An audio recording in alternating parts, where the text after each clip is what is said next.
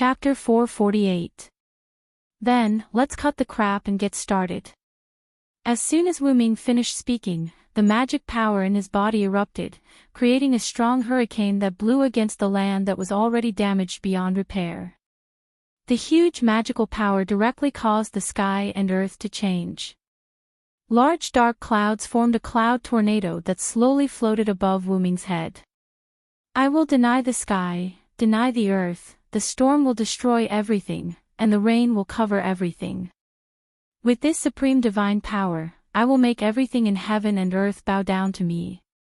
Wu Ming raised one hand and pointed to the sky. As he chanted, the huge cloud tornado in the sky began to roar along with the hurricane, forming a tornado that could tear steel. Ha! Wu Ming shouted and swung his raised arm down heavily. In an instant, a gigantic tornado followed Wu Ming's hand and smashed toward Artemis, who was formed by the consciousness of the star cup. Rumble! The tornado collided with the earth and burst out like a big explosion, instantly filling the air with smoke and dust. Whoosh! A winged silhouette flew out of the smoke. It was the star cup's consciousness that was using Artetha's appearance.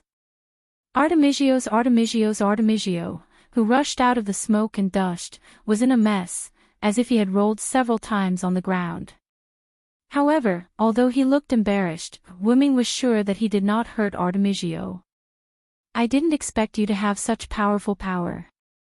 You really deserve to be called the Root Dragon. Artemigio looked at Wu Ming with admiration.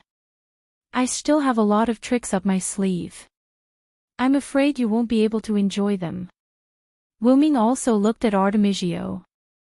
Now, half of Wu Ming's 12 avatars could not be used because of the previous battle and various other things.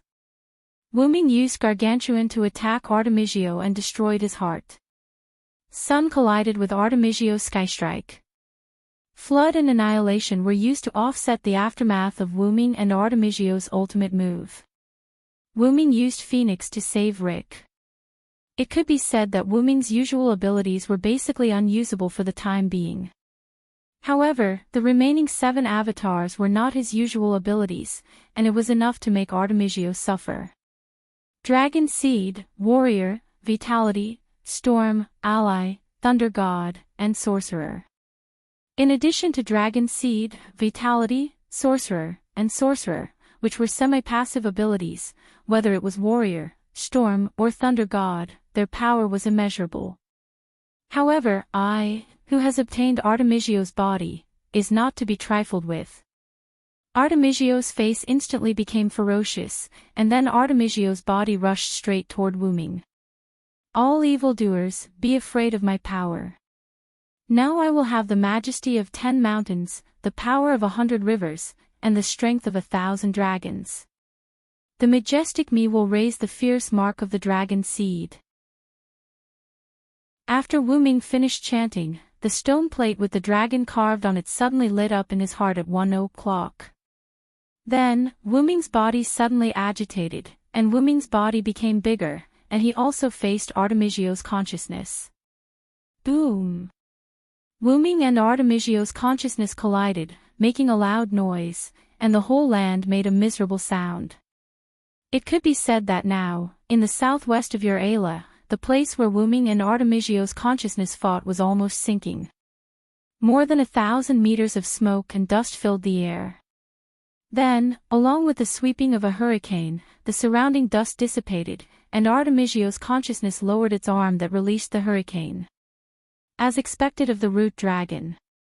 To think that you can contend against me in such a situation. The consciousness of the star cup that was using Artetha's appearance showed a rare serious expression instead of the frivolous expression it had before. You're not only using Artemigio's appearance, but you're also using his abilities, right? Wu Ming's voice sounded from the surrounding dust. Wu Ming sensed that the other party was using the same move as Artemigio. If it weren't for the fact that Wu Ming clearly knew that the other party was Artemigio's consciousness, perhaps he would have thought that Artemigio and Wu Ming were fighting. Of course. Artemigio is dead and has returned to the elf corridor. I happen to need a strong body, and it's all thanks to you that you were able to kill Artemigio. After the death of a living species in that world, they would return to the elf corridor. It felt like hell, but it was not quite the same. After Artemisia disappeared, he came to the elf corridor. As a result, Artemisia was swallowed by Artemisio's consciousness in the elf corridor. Wu Ming even suspected that Artemisio's spirit essence had been invaded by Artemisio's body. After being rejected, Artemisio's spirit essence was pulled out. Although it seemed to be placed there, in fact, Wu Ming felt that Artemisio's spirit essence was a means to pave the way for Artemisio's body. As Artemisio's consciousness, it didn't have a physical body, so it could only find a body that matched its identity, which was the body of a divine seed. That was why Artemisio's consciousness could use the defective product that was more powerful than the real one. That was because of Artemisio's power and the power of the root black mud. And the most important thing was Wu Ming's current incarnation, Dragon Seed. A huge, both ferocious and holy white dragon claw stretched out of the smoke, giving the feeling that it could kill Artemisio with just a light squeeze. The huge figure in the smoke shook, and in an instant, a huge white dragon appeared in front of Artemisio's consciousness. That was the power of Dragon Seed, which could turn him into a real fantasy breed dragon. The current Wu Ming was different from his previous incarnation.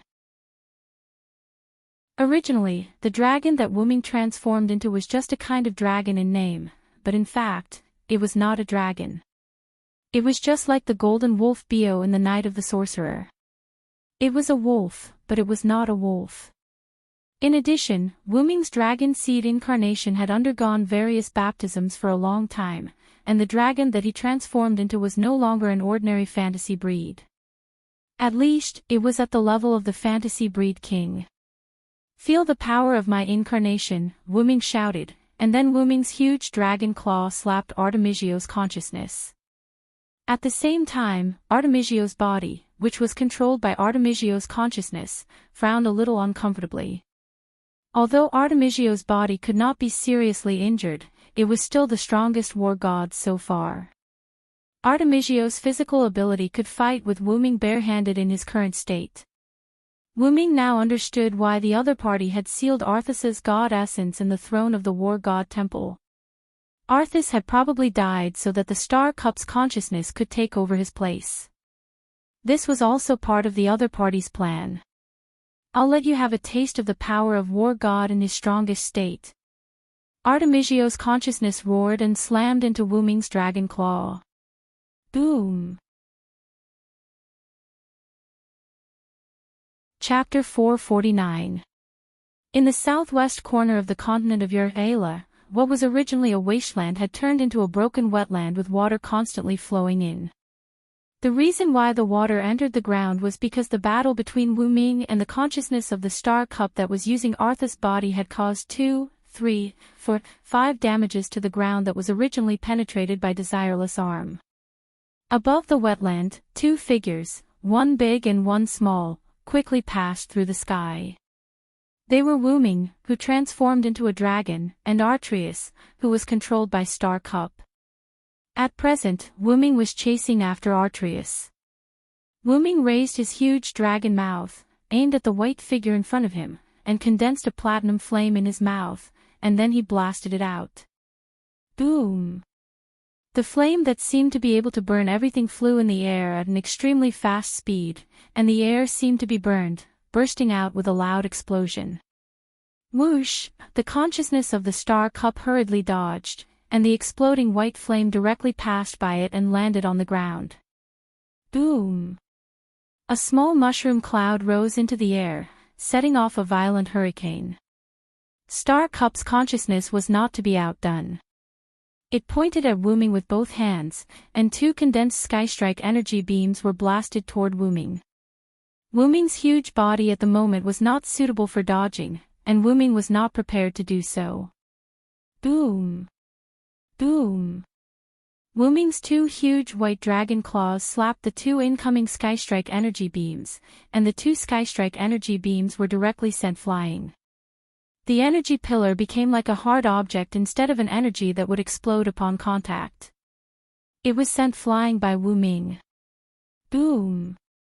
The sky-strike energy beams, like Wuming's white flame, fell heavily to the ground, and burst out with a roar, accompanied by a whistling hurricane, and two small mushroom clouds rose slowly. Now, it was almost possible to understand why the battle between the two could destroy the southwestern part of the continent of Ur-Ayla into a wetland that was close to a new lake and ocean. Gaia couldn't withstand an ordinary attack even if it was a nuclear attack. Wuming used his dragon seed avatar and fought with Star Cup's consciousness for a few minutes. In just a few minutes, the southwest of Ur-Ayla was destroyed like this. Whether it was Wuming in his dragon seed avatar state, or Artreus, who was controlled by Star Cup's consciousness, it could be seen that those two were not ordinary at the moment. First of all, Artreus's body and ability was controlled by Star Cup's consciousness. It could be said that Artreus was completely different from when he fought with Wuming. Well, he was not the same person. Previously, Arthur's spirit essence had been sucked out by the Star Cup. No matter how strong he was, he wouldn't be that strong. But now, the Star Cup's consciousness that was using Arthur's body was able to fully display the strongest ability of the war god Artu. Not only could he use Heavenly Strike at will, but he also had the assistance of Star Cup and Blackroot Mud, so his energy was unlimited, and his physical strength was also extremely strong. He could fight with Wuming in his dragon seed avatar state for a while. It was worth mentioning here that Wuming and Star Cup's consciousness were fighting in close combat before. However, Star Cup's consciousness found that its attack couldn't cause any significant damage to Wuming, so it became a long-range battle in the air. That was because of Wuming's first avatar, Dragon Seed Avatar. Originally, this avatar only gave Wuming the ability of a top-level fantasy-type dragon, as well as an extremely powerful body and the ability to kill dragons. However, whether it was the dragon or the powerful body, Wuming's original body was stronger than this avatar. That was why Wuming didn't often or basically didn't use this avatar. It was only useful against dragon agents, but the chance of encountering a dragon was too small, and the chance of encountering an enemy related to a dragon was too small. In that case, wouldn't this incarnation be of little value? The answer must be no. Let's digress first. In theory, the God Slayer won't lose. The God Slayer was a creature that could win even when the winning rate was only 0.001%, and even in a battle where there was no chance of winning, it could still find a way to win. Of course, that was only in theory. If the God Slayer really didn't lose, then there wouldn't be Wuming defeating Marquis Warban, Salvatore, Luo Hao, and so on, and there wouldn't be the last king slaughtering the ancient God Slayer. The main reason was that the God Slayer had infinite possibilities. And because of that, none of the God's powers seized by the God Slayer were useless. The God Slayer's power could be continuously developed by the God Slayer, unlike the fixed usage in the game. For example, Salvatore Anthony had the power to regress the technology in a circle centered around him. In the sphere of influence of that power, electrical appliances would be inexplicably cut off, mobile phones would be unusable, and vehicles such as cars and ships would be completely paralyzed. That was because Salvatore didn't use that ability much, and he didn't develop it much. If that ability was a little more ruthless, the technology would regress tens of thousands of years and cover the entire Earth, then the Earth would be finished in less than a few minutes. Therefore, no one should underestimate any power. After Wuming studied the Dragon Seed's power, he came up with some ideas. Dragon Seed's avatar was evolved from Camel's avatar, Mechal's dragon-slaying ability, and Wuming's original body, the Dragon of Origin. Camel's super physique, Mechal's dragon-slaying ability, Wuming's dragon-slaying ability, and the Dragon of Origin's dragon-slaying ability led to this avatar being able to transform Wuming into a dragon-slaying dragon, and it was a huge fantasy breed with super physique and defense.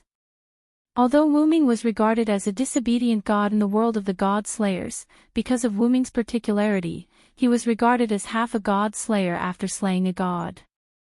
As the Dragon of Origin, he had infinite miracles. Wuming could naturally evolve his avatar. Some people might ask why that avatar looked like a simplified version of the dragon of origin that was closest to Wu Ming's original body. That was not wrong. Because Wu Ming's original body had been unable to leave the dragon of origin, Wu Ming prepared such an avatar for that reason. It could be said that except for the time and space ability, which was not as strong as the original dragon of origin, it was basically comparable to the original dragon of origin. The reason why it was the original dragon of origin was because of Wu Ming's current situation.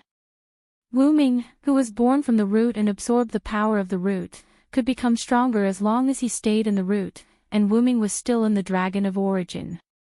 There was no doubt that Wu Ming's original body had become very strong. However, the enemy happened to be Wu Ming's dragon of origin, the black mud. That thing and Wu Ming restrained each other. It could be said that if there were enough of them, it would not be a problem to kill Wu Ming. Unfortunately, if there were such a huge number of them, then all the worlds would have been destroyed long ago. Because such a huge number could have swallowed all the worlds. It was precisely because there was a strange existence that could restrain Wu Ming and was restrained by Wu Ming that Wu Ming did not dare to go out of the dragon of origin casually. If a large number of black mud accidentally invaded the dragon of origin, Wu Ming would not be able to break in no matter what. Just like how the black mud attacked Wu Ming when he was inside the dragon of origin, Wu Ming was inside the dragon of origin and was supported by the power of the dragon of origin, so he easily destroyed the black mud. If a large number of black mud invaded the dragon of origin, it would be really troublesome.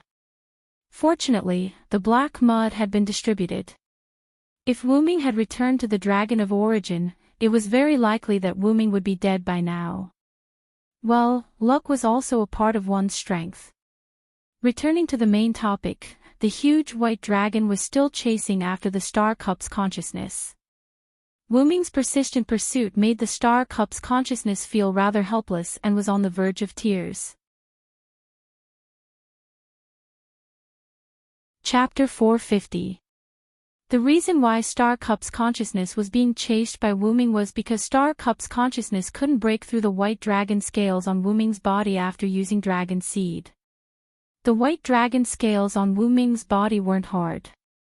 Instead, they were quite tough. When Artha's attack landed on them, it was like punching cotton. It wasn't very effective. It wasn't that Star Cup's consciousness couldn't break through Wu Ming's defense. If Wu Ming just stood there and let it hit him, it would be fine, but Wu Ming's claws were not to be trifled with, not to mention that he also had other magic spells. Don't forget that after using Dragon Seed Incarnation, Wu Ming's strength was comparable to Wu Ming's body before entering the big source. The root dragon's body was no joke. Therefore, Star Cup's consciousness had only one way, and that was to distance itself from Wu Ming. The consciousness of the Star Cup pulled away from Wu Ming and compressed the Sky Strike and even the God Strike into its palm, presenting a compressed attack. Naturally, Wu Ming's scales were just decorations. That was also the reason why Wu Ming chased after Star Cup's consciousness. Because Wu Ming also knew that was why he kept chasing after it, which led to the current situation.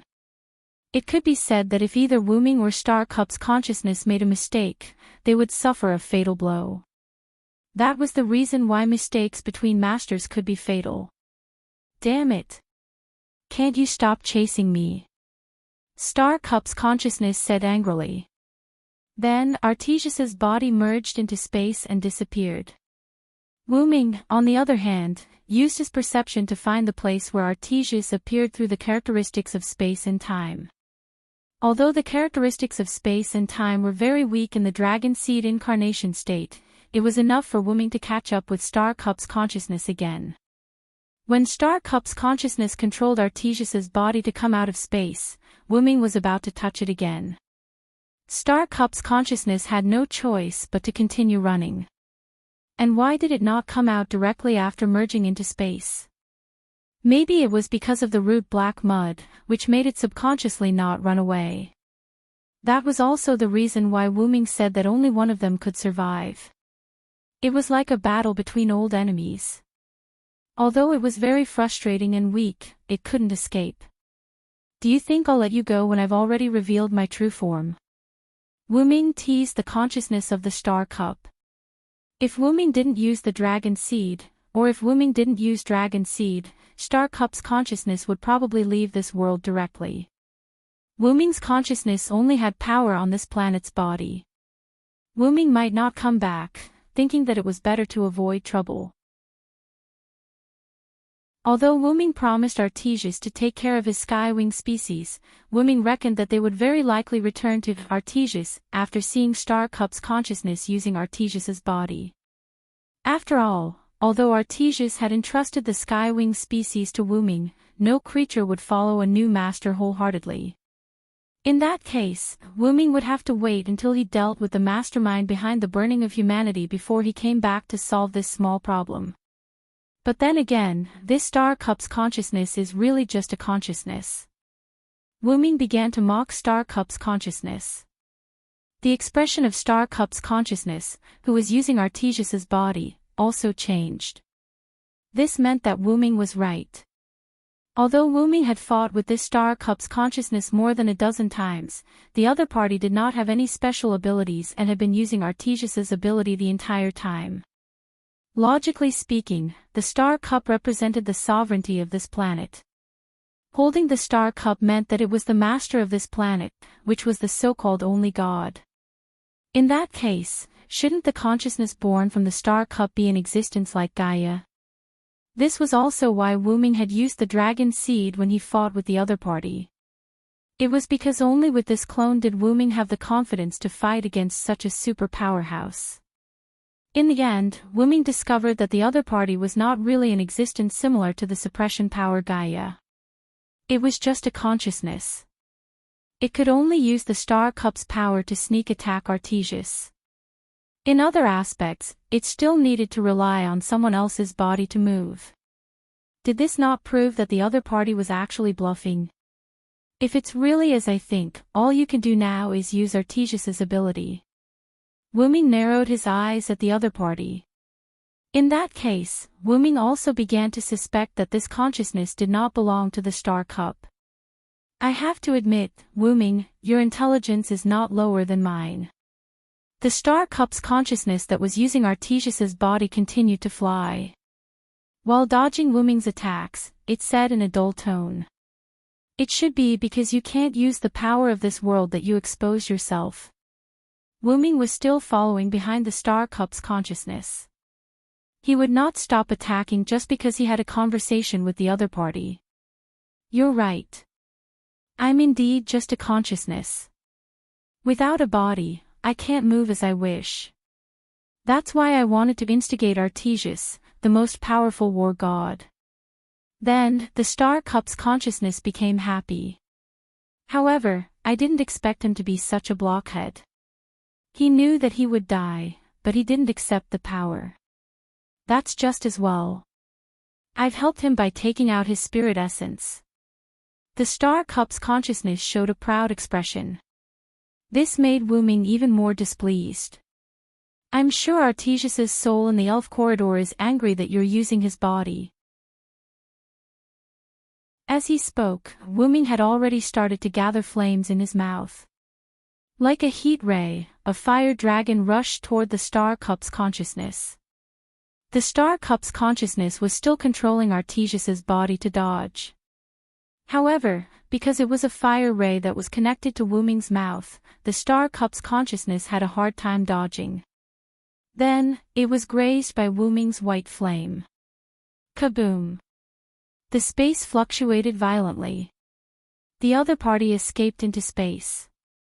The remaining flames swept across the ground, or rather, the ground that had turned into a sea made a series of explosions. Due to the excessive power, Wuming had already distanced himself from the Star Cup's consciousness after he stopped shooting the flames. Ha ha ha. You've finally fallen for it, Wuming. The Star Cup's consciousness said proudly. I didn't show it earlier. Insulting Artesius while using his body was enough to make Wuming slightly angry. It used this to provoke Wuming so that Wuming could not stop the flames in time. In other words, Wuming had used a skill that required a long time to cast. At the same time, the Star Cup's consciousness controlled Artesius to gather a thin light needle with unknown energy in its hand. It was a divine strike that was even more condensed and mixed with the power of origin. You can condense the divine strike to such a degree. Wu Ming was shocked. Although he had expected Wu Ming to use the divine strike that was mixed with the power of origin to attack Wu Ming did not expect it to be able to condense the divine strike to such a degree. If it was the divine strike, Wu Ming's scales would not be able to block it. This is my advantage as the Star Cup's consciousness and the origin black soil, the Star Cup's consciousness said proudly.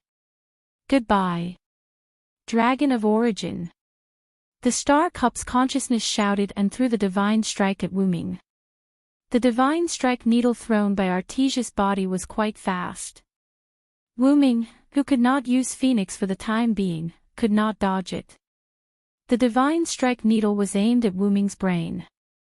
It had to be said that the Star Cup's consciousness was quite high. If it pierced through his heart, Wu Ming would definitely not die. However, if it pierced through his brain, even if he did not die, he would fall into a coma. In this way, Wu Ming would become a lamb waiting to be slaughtered. However, it did not matter what the Star Cup's attack was because Wu Ming was prepared to defend against any kind of attack. No, he could steal it. With a flash of golden light, Wu Ming flew into the sky unscathed. The Star Cup's consciousness looked at Wu Ming in disbelief. How is this possible?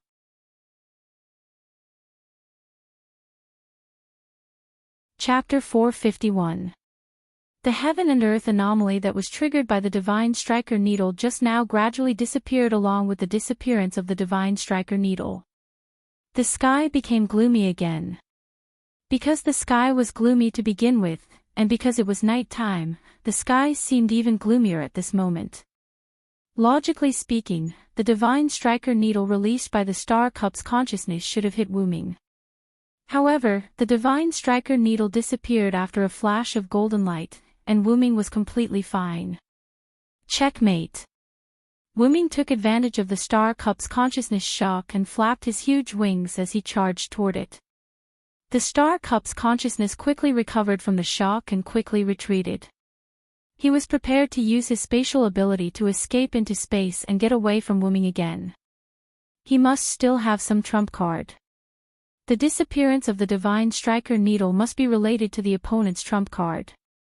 I don't believe that trump card can be used continuously. If there's another chance, he'll be done for. The Star Cup's consciousness thought as he looked at the huge dragon shadow that was approaching him and smiled proudly. As long as it was not the end, the victor was not certain. Then, he was caught by Wu Ming's dragon claws. Bam! Wu Ming's body, which was controlled by the Star Cup's consciousness, made a sound that resembled the sound of metal colliding. Clank, then, the sound of chains could be heard.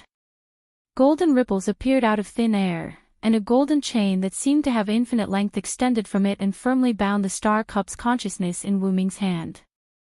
This way, with the heaven lock that was baptized by the origin, the origin black mud in the body controlled by the Star Cup's consciousness could not come out. How is this possible? How can I not use my spatial ability? The Star Cup's consciousness said in a panic. After a moment of panic, the Star Cup's consciousness also discovered the problem. Now that he casually looked around, the space around him was filled with tactics that he had never seen before. These tactics covered the surrounding space and extended into the distance. These tactics seemed to have locked the space and were firmly attached to it. Although they were separated by a few meters, an invisible force linked them together. As a result, the surrounding space, or rather, the space in the southwest of the Yar-Ala continent, was locked by these tactics. In short, the space that originally allowed free passage was blocked, or rather, blocked. Why do you think I've been chasing you in this place in the southwest of the Yar-Ala continent instead of going to other places? Wu Ming said to the Star Cup's consciousness that was struggling in his claws. Although the chase between the two only took place in the southwest part of the destroyed Yar-Ala continent, it was still not over yet. Firstly, Wu Ming had purposely trapped Star Cup's consciousness in this place. Secondly, this planet was its palace to Star Cup's consciousness. If it could deal with the enemy in one room, it would naturally not affect the entire palace. After all, no one would choose a plan with less benefits, and the consciousness of the Star Cup was the same. "I've been waiting for this moment to come," Wu Ming said in a final tone. The heavy rain of Star Cup's consciousness fell into the fishing net that Wu Ming had set up for a long time. Wu Ming had set up a space lock tactic in the space, and Star Cup's consciousness did not leave this area. In the end, the space lock tactic in the southwest part of the Yar-Ala continent formed a link and formed a magic circle. The magic circle tightly locked the space in the area where Wu Ming and Star Cup's consciousness were. In mathematical terms, it was 1 + 1 + 1 + 1, plus 1 + 1 equals infinity. If it was only a single tactic or multiple tactics, Star Cup's consciousness could use Arthas's physical ability to use the spatial ability to escape.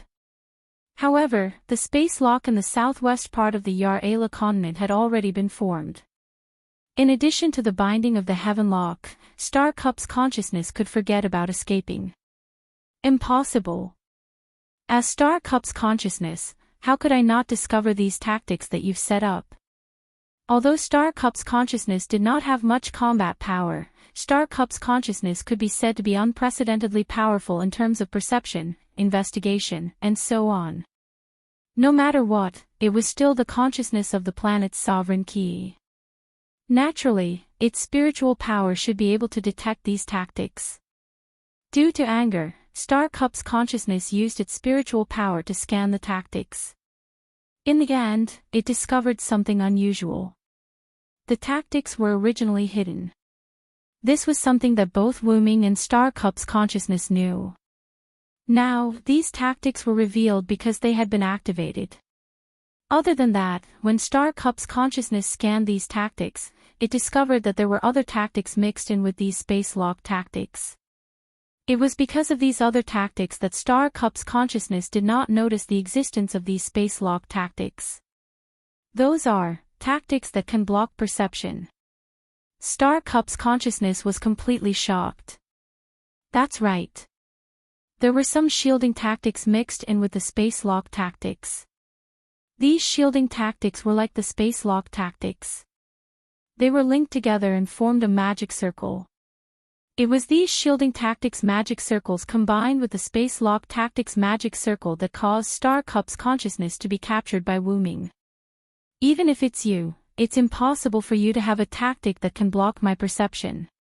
As the planet's sovereign key's consciousness, it was impossible for its spiritual power not to notice anything. Also, why did my divine firing needle disappear? How many trump cards are you hiding? Star Cup's consciousness seemed to have gone crazy at the moment. It gave off a feeling that it was at the end of its road and would definitely die. However, Wu Ming did not say anything else. You don't need to know about this. Return obediently and apologize to Arthas. As Wu Ming spoke, a trace of lightning and wind appeared on the dragon claw that was holding the Star Cup's consciousness, as well as an invisible source of power. After all, Star Cup's consciousness that had the origin black soil had to be dealt with using origin power. Sizzle sizzle. Lightning crackled. Countless divine lightning surged out of Wu Ming's body. Whoosh, whoosh. The raging storm was mixed in with the thunder and lightning. Two different forces converged on Wu Ming's dragon claw that was holding Star Cup's consciousness. No. You can't do this. I am Star Cup's consciousness. I can help you gain control of this planet. Star Cup's consciousness seemed to be aware of its death and frantically begged for mercy. On the contrary, Wu Ming felt a bit strange. Arthas was a wise man. Other than that, Wu Ming didn't think that destroying Arthas' body would kill it. Boom! Wu Ming didn't waste any more time and directly crushed the clone's body with the power of Thunder God's avatar and Storm's avatar. The voice of Star Cup's consciousness stopped abruptly. Wuming looked at Star Cup that was revealed and looked at it vigilantly. He constantly scanned it with his spiritual power, but he didn't find the existence of Star Cup's consciousness. Is it really dead? Wuming wondered. Of course, it wasn't that simple. In the distance, the current capital of the Forest Elves, Temple of Canis. In the Temple of Canis, where the Forest Elves worshipped, with a stream of light, a green figure with burning flames appeared.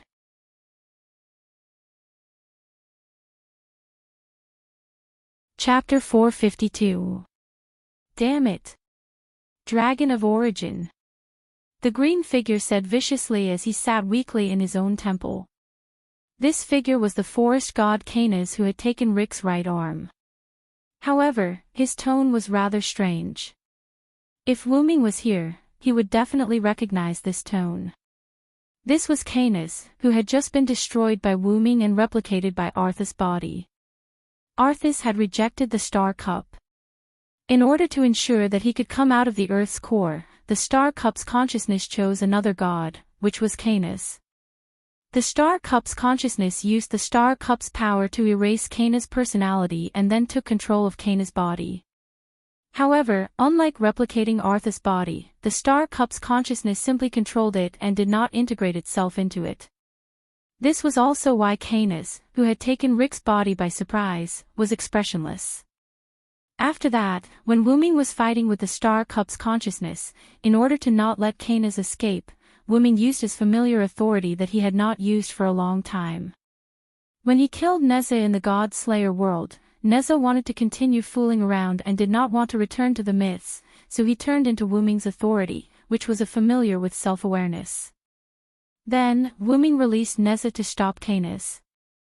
Canis, who had temporarily lost the control of the Star Cup's consciousness, was judged to automatically attack the enemy, so he fought with Neza. Simply put, it's hanging up the phone, for all. Then, because the battle between Wuming and the Star Cup's consciousness was too intense, Canis and Neza were blown away and continued to fight in the center of the Yar-Ala continent. The burn marks on her body were left by Neza, so using the fire-tipped spear to deal with the forest god was the most appropriate choice. Then, when Wuming crushed Arthas' body that the Star Cup's consciousness had replicated, the Star Cup's consciousness that controlled Canis' body escaped. However, the real result was that the Star Cup's consciousness came to Canis' body and completely took control of her body. It could be said that the Star Cup's consciousness begging for mercy was purely an act for Wuming to see. Its purpose was to make Wuming think that the Star Cup's consciousness was really dead. After all, even Wuming had praised the Star Cup's consciousness as a wise one. In terms of hypostasis, the Star Cup's consciousness should be half a level of suppression, so of course it would not be so weak. Although it had been a noob for a long time.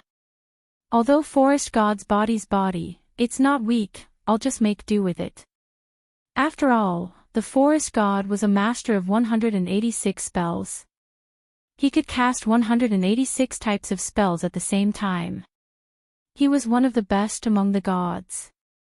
Because Canis the Star Cup's consciousness, Canis's consciousnesses as well.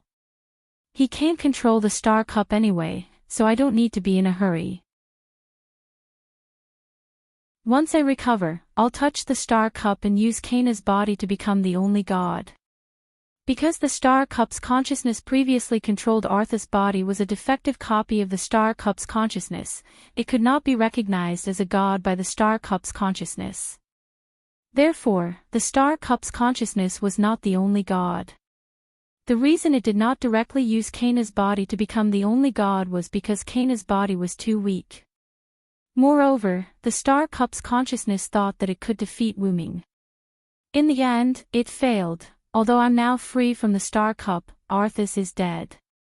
As long as this body is fine, the final victor will still be me. After all, Wuming was not qualified to become the only god on this planet.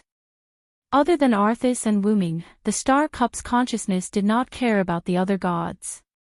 They're just a bunch of fools who don't know how to use their wisdom. They're nothing to worry about. The Star Cup's consciousness laughed when it thought of the other gods.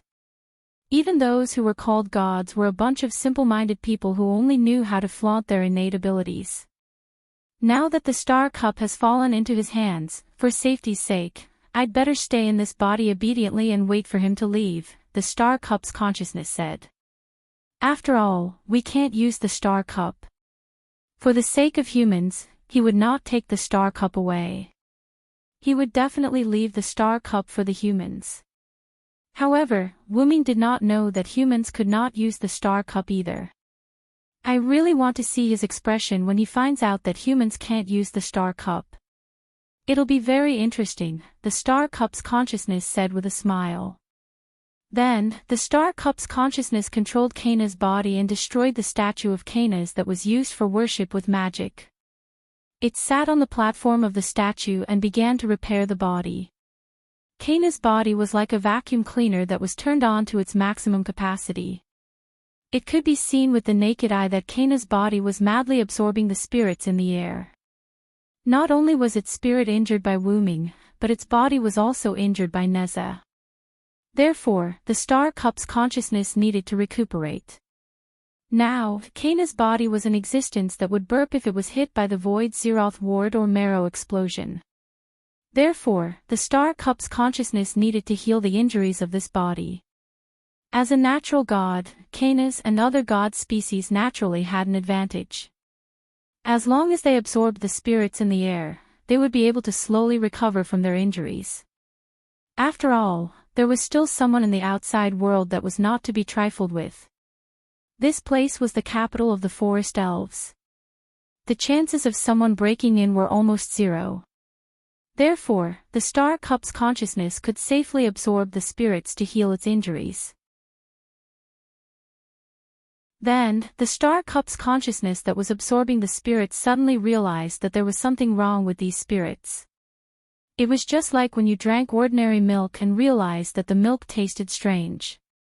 Then, before the star cup's consciousness could react, Kana's body suddenly exploded. Bang! The explosion of Kana's body caused the entire temple of Kana's to collapse.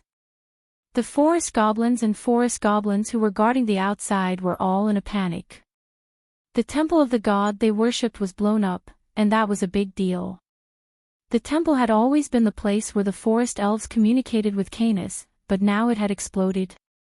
This was no less than the collapse of the family's ancestral hall.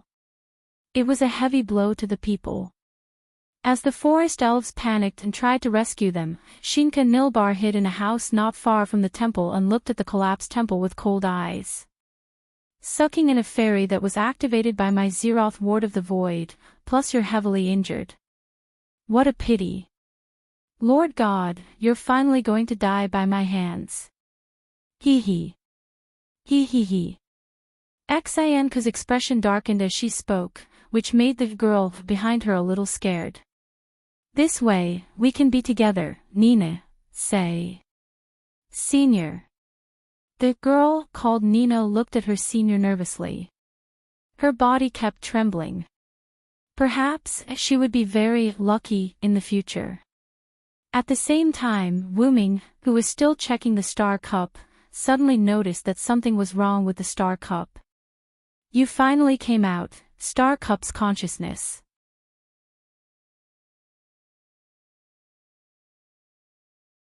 Chapter 453.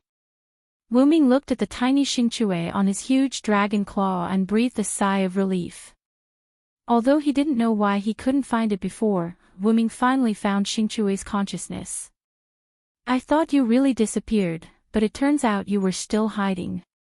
After all, Wuming didn't believe that the death of a mere body could kill Xingchui's consciousness. Sure enough, after Wuming's perseverance, Xingchui's consciousness finally came out. Damn. Forest elves. Xingchui's consciousness said weakly. Previously, because Wuming destroyed its body, Xingchui's consciousness was weakened. This time, it was plotted against in the Temple of Canis, and now Xingchui's consciousness could no longer stay awake. The star cup's consciousness that absorbed the spirit to heal its injuries was like in 4-drip, but someone injected poison into the 4-drip, and all the absorbed spirit was detonated by the Zeroth ward of void. Canis was completely dead, and the Star Cup's consciousness returned to the Star Cup because it had nowhere to go. However, it really didn't expect that the forest elves would attack their creator, forest god Canis. Although Xingchui's consciousness didn't pay much attention to Canis, Canis was also an evil god, so why would someone want to kill her? All kinds of questions troubled Xingchui's consciousness, but now, Xingchui's consciousness didn't have time to think about other things. If it didn't solve the crisis in front of it, it would really die. Xingchui's consciousness didn't think that Wu Ming, who could mix a shielding technique into a space-lock technique, wouldn't use a technique that targeted its spiritual body, which was its consciousness. Wait. Wait. I have something to say.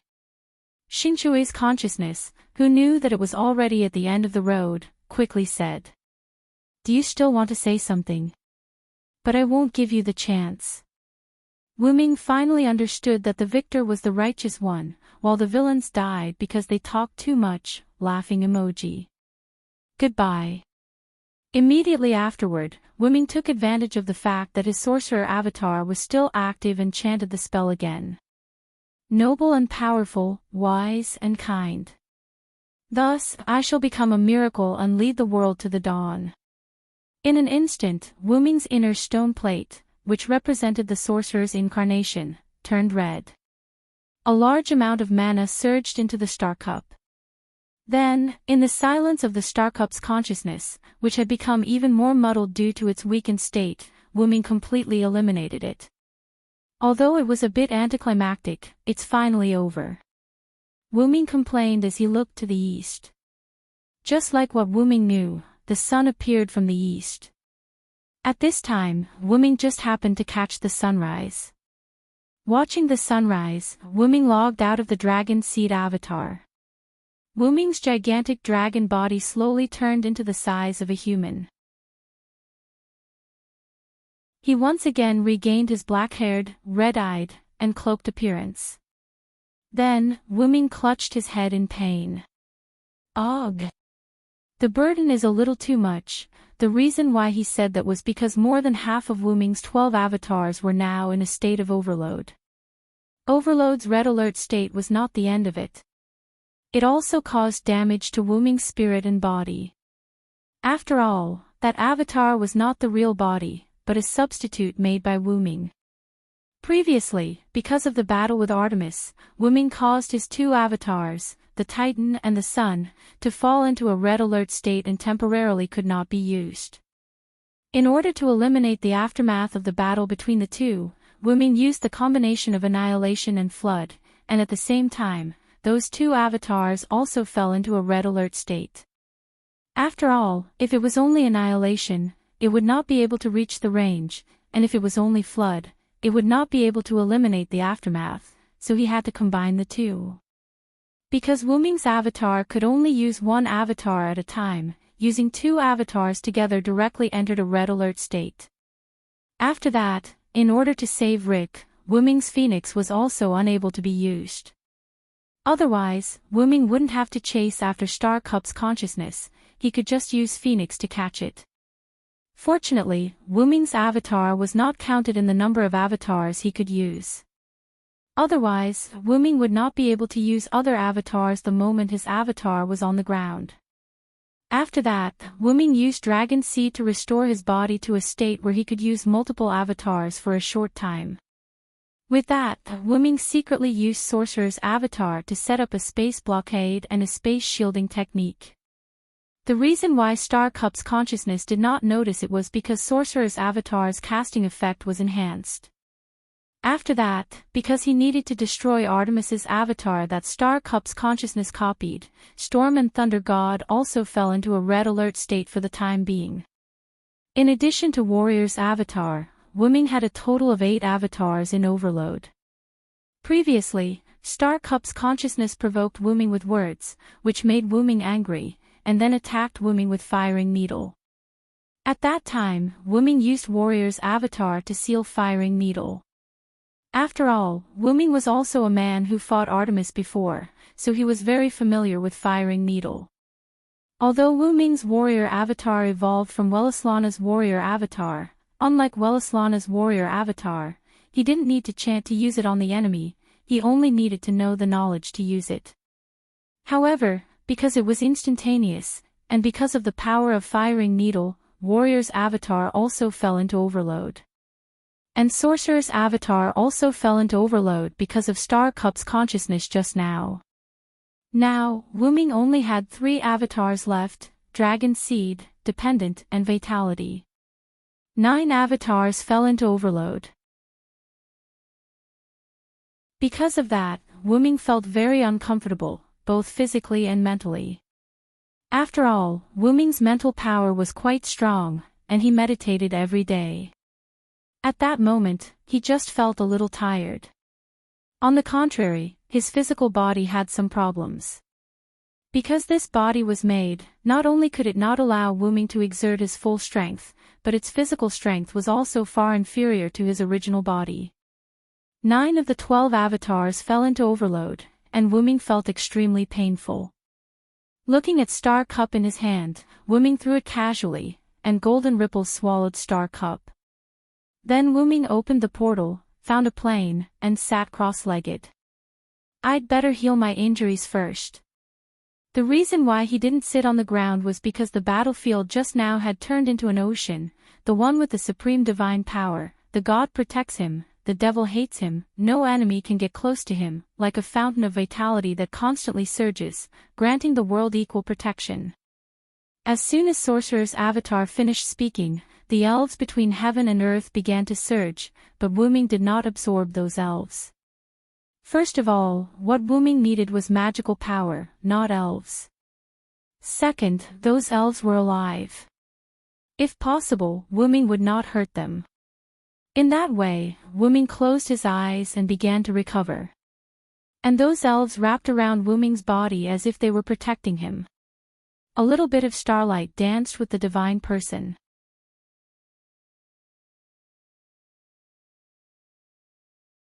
Chapter 454. Vitality Avatar's characteristic: if there is energy that can be absorbed, it will speed up the recovery speed. Even if there is no magical power in this world, there is only elves, but fortunately, Wuming's Vitality Avatar can heal Wuming's injuries without energy, so it's not a big deal at all. After almost an hour, Wuming's injuries were almost healed. Feeling his heart, Wuming found that the red color of the stone plate that entered the state of overload was fading little by little at this moment. It seems that Vitality Avatar can also relieve the overload of other avatars. Although this was the case, Wuming also stopped activating Vitality Avatar.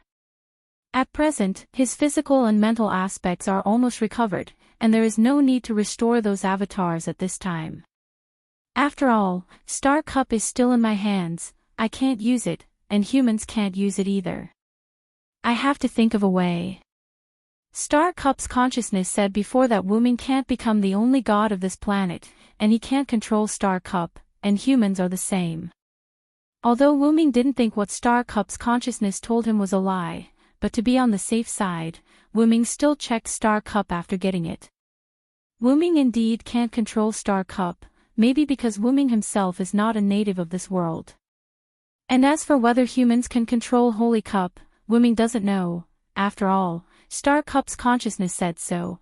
If humans are not recognized by Star Cup, it is likely that humans can't become the ruler of this planet, just like what Star Cup's consciousness said. Forget it, let's take one step at a time. With that said, Wuming withdrew from his inner world and opened his eyes. When Wuming observed his inner stone plate, he sensed that some people came from the outside world, but because the other party was not malicious, Wuming didn't care. However, it was not good to just leave those people alone, so he was ready to come out to meet them at this time. Then he was shocked by the scene in front of him. Wuming opened his eyes and saw many little angels in front of him.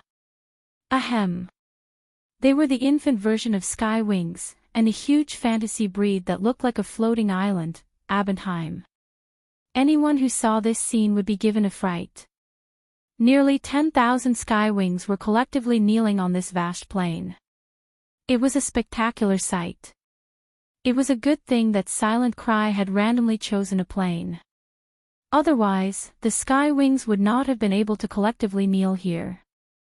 Moreover, with Abendheim around, this plane seemed a little small. "Why are you here?" Wu Ming subconsciously asked when he saw the Sky Wings half kneeling on the ground with their heads lowered. Although Wu Ming sensed that someone was coming, he didn't expect there to be so many of them. When Wu Ming didn't release his psychic power, he only maintained a vague sense of perception. Therefore, when Wu Ming opened his eyes, he was shocked. Soon after, Osriel, who was at the front of the Sky Wings, answered Wu Ming. "Lord Arthas has entrusted us to you. From now on, Lord Wu Ming will be our new master," Osriel said expressionlessly but respectfully. As the first Skywing breed created by Arthas, Osriel was the equivalent of the big sister of the Skywings. Thus, with Arthas dead, Osriel was the leader. "That's true. Arthas has entrusted you all to me," Wu Ming said and began to ponder. Wu Ming did not know if the Skywing breed's personalities were like Arthas, where the strong were respected, but since Arthas was worried about his creations, Wu Ming believed that although these Skywings had been entrusted to Wu Ming by Arthas, they might not be calm on the inside. Having become the subordinates of the enemy who had killed their master, and having been entrusted to do so by their master, Wu Ming did not believe that the Skywings could be as heartless as the Triumph breeds. Ahem. Although it wasn't very nice to say that about the Triumph breeds, aside from Shiobi, the rest of the Triumph breeds were truly heartless, Wu Ming released his mental energy and probed the tens of thousands of Skywings in front of him, discovering some clues. Every Skywing breed had a sad expression on their faces, and Wu Ming could tell that they wanted to commit suicide. The reason why they had been able to follow Osriel to Wu Ming was very likely because they had to obey their master's final order. This was no good. Putting aside whether or not Wu Ming would order them to do some missions, in this state, they might not be able to survive in battle. 90% of those whose hearts were already dead would die in that battle. The remaining 10% were those who were strong enough to survive even if they fought absent-mindedly. Instantly, Wu Ming came up with a good idea. "Raise your heads, Sky Wings," Wu Ming used his magic and softly said, but his voice still reached the ears of every Skywing breed. The Skywings raised their heads and expressionlessly looked at Wu Ming. "Arthas is a worthy opponent, but the two of us have our reasons for fighting." Arthas was doing it for his lifelong wish, while Wu Ming was doing it for Arthas not to snatch the Star Cup. In the end, Arthas's death could be considered an accident. Wu Ming had not expected Arthas's spirit essence to be sealed into the throne by the Star Cup's consciousness. If Wu Ming had really wanted to kill Arthas, he would not have used the power of the flood and annihilation to eliminate the aftermath of their battle. "I won't pretend to be polite with you. Arthas's death is truly an accident." When Wu Ming said this, not only did the Skywings who had thoughts of committing suicide become angry, even the Skywings who wanted to obey Arthas's final order frowned, especially Osriel. "But I won't shirk my responsibility. I'll take on this responsibility and the task my friend Arthas entrusted to me." After all, the two of them had hit it off immediately after the battle. Regardless of whether Arthas died or not, the friendship between the two of them was inseparable. Have hope for the future. Don't give up on your lives, because I'll always be waiting for you. I'll wait for you to challenge me until you kill me. Wu Ming's words caused an uproar among the Skywings. Even Abendheim was shaken. It was clear that he was not calm. "You guys also want to avenge Arthas, right? As one of his murderers, you'll definitely choose to avenge him if you can." Wu Ming was like a demon, tempting the Skywings. "I'll give you the right to challenge me. Live on and work hard to become stronger. Don't you guys have practically unlimited lifespans? Then, let your own blade be your lifelong goal." Almost every Skywing excitedly flapped their wings. Some really wanted to kill Wu Ming, while others were excited to be able to challenge an expert like Wu Ming. Osriel's eyes widened as she stared at her current master in shock. As the big sister, how could she not see that Wu-Ming was giving the Skywings hope and a goal to live on? Apart from Osriel, quite a few of the more senior Skywings also saw Wu-Ming's intentions. Perhaps letting him become the new master of the Skywings wasn't a bad idea. Afterward, the Skywings spoke in unison. "As you command, my lord."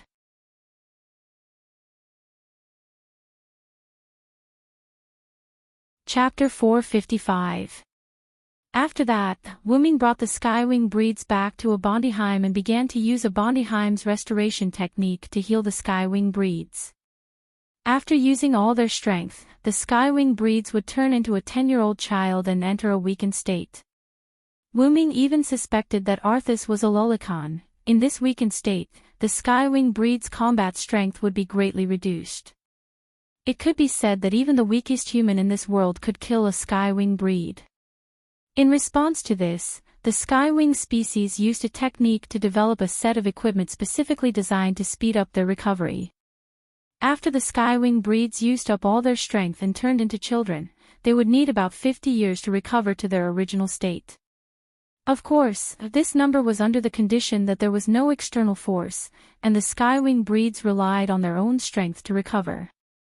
With the Skywing breeds' belligerent nature, they would not be able to fight freely for 50 years. However, this was how the restoration technique was created. Through a special technique, the Skywing breeds developed a device that could speed up the recovery of the Skywing breeds after using up all their strength. In just a few days, the Skywing breeds could completely recover what would take 50 years to recover. Not only that, but if they were heavily injured, they could also go to the restoration technique to recover. Simply put, it was like the spring in the game. However, because there were not many devices, they could only be used in batches. It would probably take several months for the nearly 10,000 Skywing breeds to recover. Wu-Ming looked at the device in front of him. One by one, the Skywing breeds floated in the device, and the spirit around them accelerated into their bodies. Wu-Ming had some ideas. The Skywing breeds shrank because they ran out of energy, and this device is used to speed up their absorption of spirit. "So that's how it works," Wu-Ming said after seeing through the mechanism of the device. "Your judgment is correct, Sir Wu-Ming. This is the mechanism of our Skywing breed's restoration technique," Meow, Osriel, who had been following Wu-Ming, said with a strange tone. Wu-Ming looked at Osriel with a strange expression. Why didn't Osriel use the word meow before, but now? Could it be that she had forgotten because she was too sad? Wu-Ming thought as he looked at Osriel. "Master Wu-Ming, what's wrong, meow?" Osriel stared at Wu-Ming with her big cute eyes and asked curiously. "No, nothing." Wu-Ming shook his head. Wu-Ming felt that if he continued to ask, it might be very bad, so he didn't ask. It was just a habit. "By the way, Osriel, come with me." Wu-Ming turned and walked towards a corner behind him. Meow. Is Lord Wu-Ming going to attack me? For my sisters, I'm willing to go through fire and water today. Meow. Osriel instantly acted as if she was about to be defiled, and then acted as if she was willing to go through fire and water to die a heroic death. What are you thinking about? It's just an experiment. Wu-Ming turned his head and looked helplessly at Osriel, who was possessed by a drama queen, and complained. Experiment, meow. Osriel was puzzled. Although she had been acting just now, Osriel's puzzled expression was real. She was puzzled by Wu-Ming's experiment. However, although she did not understand or know what the experiment was, Osriel still obediently followed Wu-Ming to a corner. Are you ready, Osriel? Wu-Ming pretended to be serious as he looked at Osriel. I'm ready, meow. Osriel said nervously. It could not be helped. Who asked Wu-Ming to be so serious? Then, Wu-Ming began to chant. The one who has the supreme divine power, the god protects him, the devil hates him, no enemy can get close to him, like a fountain of vitality that is constantly surging, grant the world equal protection. After Wu-Ming finished chanting, his body began to glow. Then, Wuming put his palm on Osriel's head. With Osriel's current height, Wuming could just touch Osriel's small head when he raised his hand. In an instant, the light on Wuming's body passed through Wuming's arm on Osriel's head. Immediately afterward, countless elves gathered, creating a strong whirlwind. Osriel and Wuming were like the eye of the storm, attracting countless elves with them as the center. Osriel was growing a little bit bigger, but the speed was very slow. After seeing the effect, Wuming increased the output of Vitality Incarnation. Then, in just a few breaths, Osriel grew back to her original state. In short, Osriel recovered from the state of a 10-year-old child to the state of a 16-year-old girl. Sure enough, Vitality Incarnation was also useful for the Skywing race. Wuming said in his heart. Immediately afterward, Wuming put down his hand on Osriel's head, and then said to Osriel. Check if you have recovered, Osriel. Osriel reacted instantly and began to feel her physical condition. Osriel was stunned from the beginning. If it weren't for Wuming's words, it would have taken her a while to recover. Meow. I've actually fully recovered, meow. Osriel shouted excitedly after feeling the state of her body. My lord, thank you very much, meow. Osriel knelt on one knee to Wuming. Wuming smiled. After all, as the eldest sister, you can't do anything without recovering your strength. The reason why Osriel followed Wuming was that she didn't want to enter the recovery device herself. She wanted to give the few places to enter the recovery device for recovery to the other sisters. Power is used to protect. Only by mastering power can you protect the people you want to protect. Wuming's words reminded Osriel of Arthas. Her Skywing race failed to protect Arthas. Then, Osriel looked at Wuming. Although Sir Arthas's death is related to Sir Wuming, Sir Arthas did not blame you. Instead, he entrusted us to Sir Wuming. Therefore, I persuaded the sisters who opposed and led the Skywing race to find Sir Wuming. Osriel got rid of her habit of speaking. When Osriel said this, Wuming understood. It turned out that Osriel had done some brainwashing on the Skywing race. Thinking about it, it made sense. How could they so easily submit to their master's enemy, even if it was the original master's order? However, I don't know if it's because Sir Arthas's status is too high, or if it's because I've been bound by the idea of the strong being respected, but I don't feel too much about Sir Arthas's death, nor am I too hostile towards Sir Wuming. What I'm thinking about is the future of my sisters. That was why Osriel had brought the Skywing race to Wuming so quickly. Wuming did not say anything, nor did he interrupt Osriel. He just listened quietly. I've thought about it before. Someone who was entrusted by Sir Arthas can't be too bad. Now that I think about it, it's not unreasonable for Sir Wuming to be able to defeat Sir Arthas. Osriel then smiled sweetly at Wuming. Protecting the thoughts of others. Is that why Sir Wuming is so powerful? I'll remember that. In the future, I'll also protect you. In order to make up for the regret of not being able to protect Sir Arthas, in order to protect Sir Arthas's final order, in order to protect my sisters, and even more so, to protect my dearest master. After Osriel finished speaking, one of the 12 stone plates in Wuming's heart automatically lit up. In an instant, Osriel's eye of the sword, which represented death, began to change. The sword became wider, and it became similar to a shield, which represented protection. Protect me. Wuming really did not think that there would be a day when he would need protection. If that day came, the enemy would not be someone that Osriel could deal with. However, it was her intention. I'm really looking forward to it. I'm waiting for that day.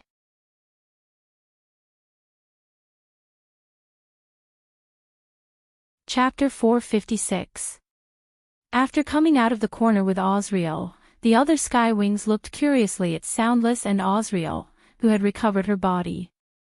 After all, Osriel was still in her infant state. In just a few minutes, Osriel had returned to her original state. Not only that, but Osriel's aura had also become different from before. This could not help but make people, no, it made the Sky Wings curious. In addition, the gathering of elves and the whirlwind in the corner had also attracted the attention of the Sky Wings. They were eager to know what had happened. Wuming helplessly looked at the dozens of pairs of wolf-like eyes. I think the Sky Wings are not thirsting for knowledge, but for the unknown.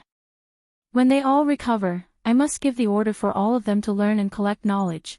Aren't you all interested in the unknown? Do you know the saying, there's no end to learning? Go and learn. Ahem. Lord Wuming has something important to say. Hurry up and call the others over. Tell everyone that the Sky Wings in the recovery device should also go and help, meow, because the recovery device was limited, except for the Sky Wings who had entered the recovery device and the dozens of Sky Wings who had stayed behind. The other Sky Wings returned to their rooms. By the way, the Sky Wings' rooms did not have doors or windows, and they could only be entered through the Sky Wings' innate spatial ability. Although they had entered the weak state of a 10-year-old child, the Sky Wings could still use their spatial ability to enter and exit their homes, although it was very strenuous. Afterward, the Sky Wings who had stayed behind and the ones in the recovery device left to call for others. The reason for this situation was because of Osriel's suggestion. First, let's talk about the change in Osriel's eyes. Originally, the Sky Wings' eyes had a sword-like pupil. Now, Osriel's pupil had turned into a shield. This was not entirely accurate. It should be a pupil that was both sword-like and shield-like. To put it simply, it should be similar to a broad-bladed sword. It was the kind of door that could be used as both a sword and a shield. A broad-bladed sword. The reason for that was because of Wuming's avatar, dependence. When Osriel really wanted to submit to Wuming, she happened to have Wuming's magical power in her body, which triggered the ability of dependent. Now, Osriel had truly become Wuming's subordinate. Moreover, she had signed a contract and formed a connection with him.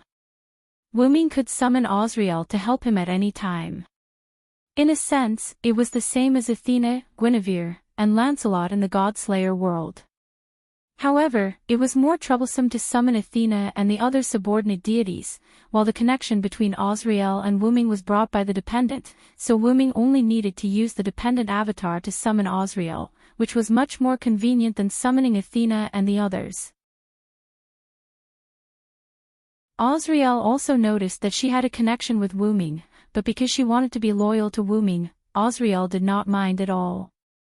Then, Osriel proposed that all the Sky Wings should sign a contract with Wuming.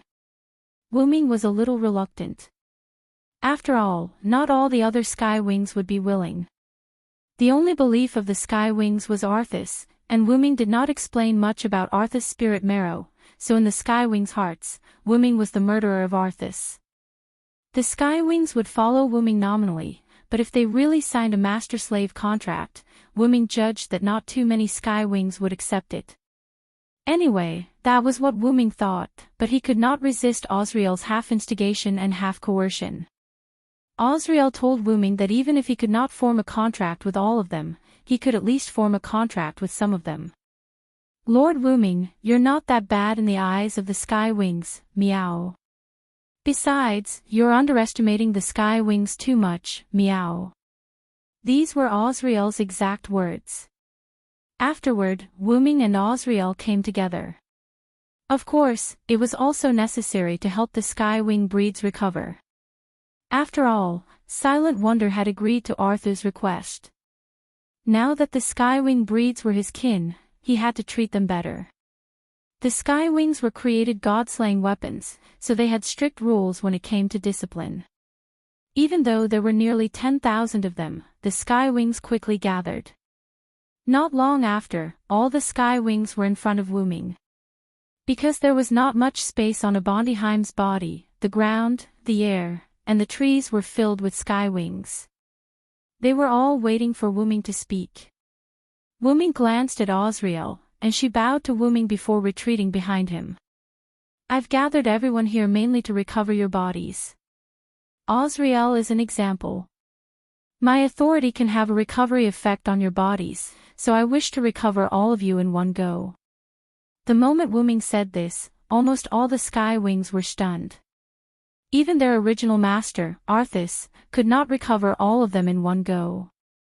Also, Osriel has already established a contract with me, so I can summon her at any time.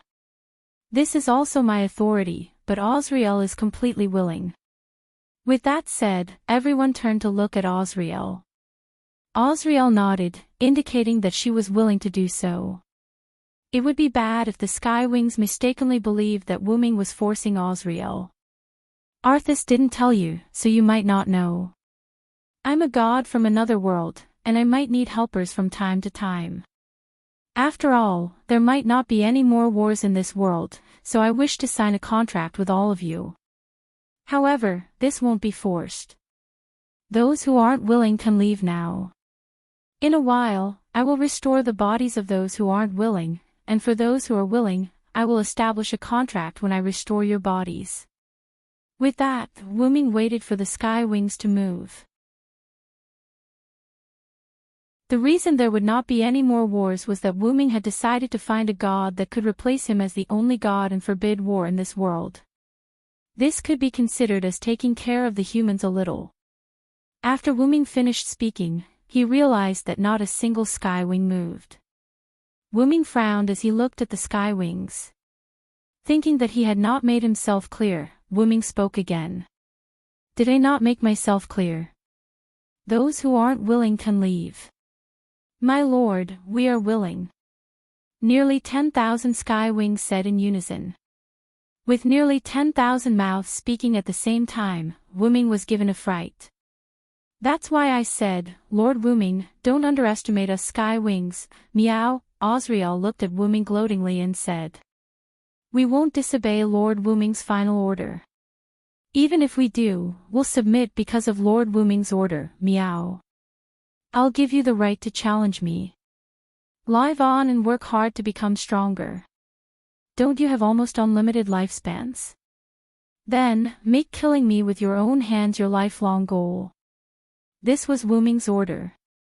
We can't follow you to another world, so we can't fulfill this order. What if you don't come back, Lord Wu Ming? Osriel was like a fox that had just eaten grapes, smiling at Wu Ming. Osriel was right. After all, Wu Ming was not a native of this world. Wu Ming had his own world, and he needed to go back. Although he would return to this world, he would not be able to do so many times. Besides, there are plenty of sky wings who have submitted to your spirit, meow. The sky wings were not idiots. Wu Ming had given them motivation and a goal to live on.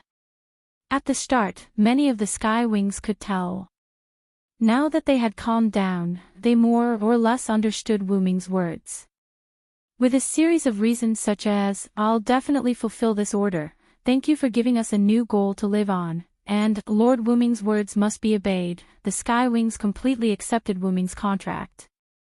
Wu Ming smiled. That guy Artrius really has a bunch of awesome children. Even I'm a little jealous. Then, let's begin.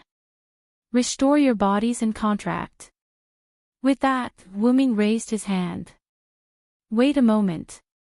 At this moment, an extremely pleasant voice was heard.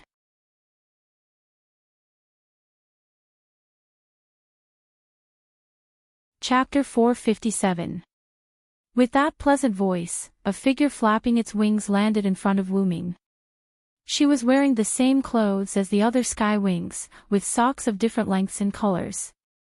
She was even wearing only one shoe. She had a long hem and a pair of small wings at her waist, which made one wonder if she could fly. She had orange eyes that leaned toward gold, and her eyes were filled with death. She had long pink hair that glowed with fluorescent light, and a halo that resembled a magic array on one side of her head, making her look extremely mysterious. Wu Ming could not help but sigh in admiration. They really were sisters. Osriel's clothes were similar to the girls', and aside from her heterochromatic eyes, her hair color being different from the girl's, her halo being more complicated, and her face being a little different, Wuming would believe that the two of them were sisters. On the other hand, because the other sky wings had always been in the shape of children, Wuming could not tell how similar they were. Thus, Wuming chose a sky wing that was the same size as Osriel, and he began to compare them. However, there were a few things that caught Wuming's attention. The Skywing girl's figure was as graceful as an angel's, but her eyes were as cruel as a demon's, and her entire body reeked of blood. Although the Skywings were all 16 or 17-year-old girls, because of the war, they were filled with ruthlessness and death, and Osriel was no exception. However, the Skywing in front of Wuming had a more ruthless and bloodthirsty aura than the other Skywings. She was undoubtedly known as a god-slaying weapon. Wuming looked into her eyes. Although she was smiling, the death in her eyes was no less than the other Skywings. In fact, the other Skywings could not even catch up to her. This was an extremely dangerous fellow, more dangerous than any of the Skywing species present. This was Wuming's conclusion. Even more interesting was that she did not have the body of a child like the other Skywings. Instead, she had the body of a normal girl like Osriel. "Little G, why are you only back now? Where did you run off to earlier, meow?" Osriel had a look of exasperation on her face as she spoke to the Skywing girl known as Little G. "I was attracted by the battle between Lord Arthas and Lord Wuming then. I was sent flying by the shockwaves of the battle. I happened to meet a strange human with a broken arm, so I played with him a little." The girl called Koji smiled sweetly at Osriel. Wuming, on the other hand, found some clues from these words.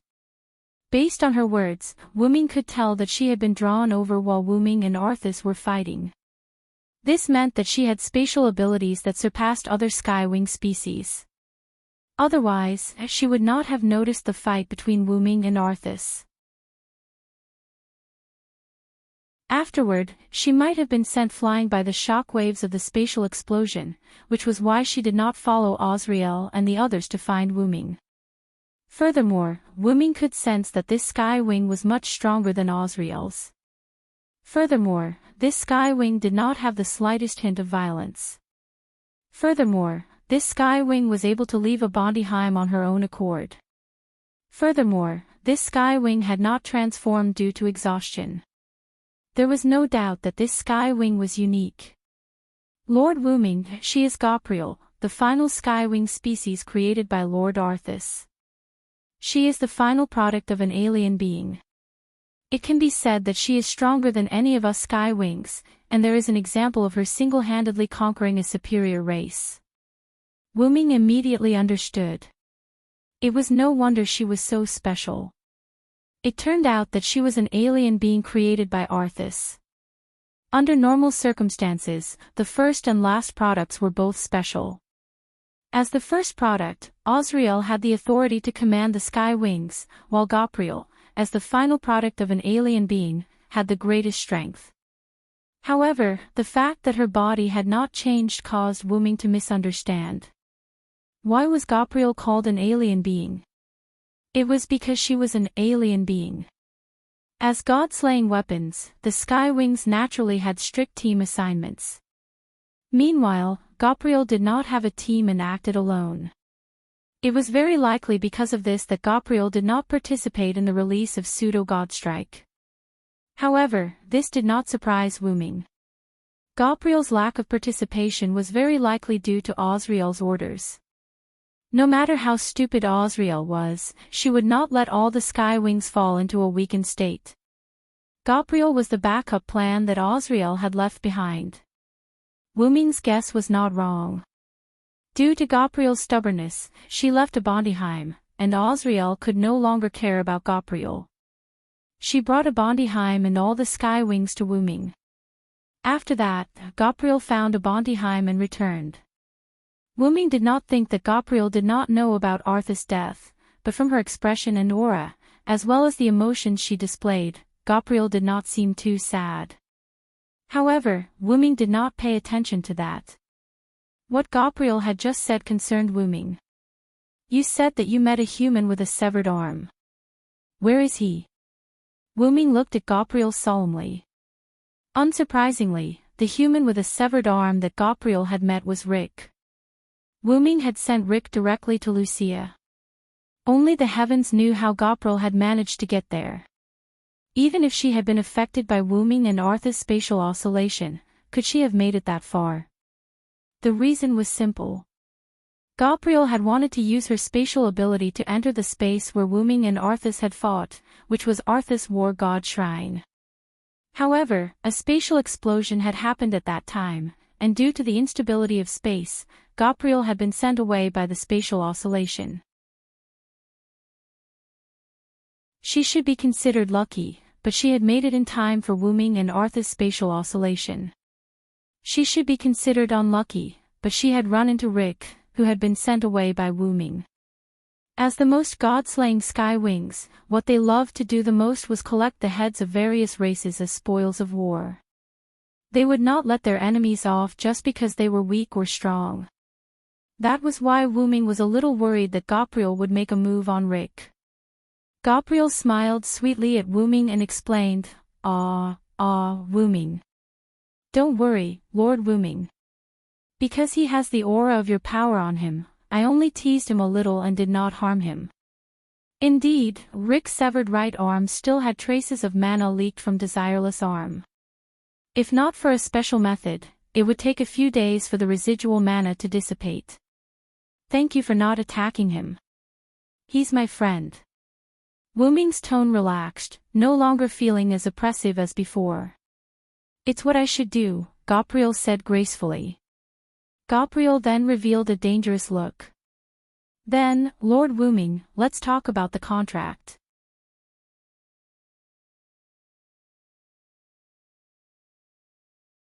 Chapter 458. For her to stand up at this time, there was no doubt that she had some objections to Wu Ming's contract. I heard that Sir Arthas has entrusted us to you.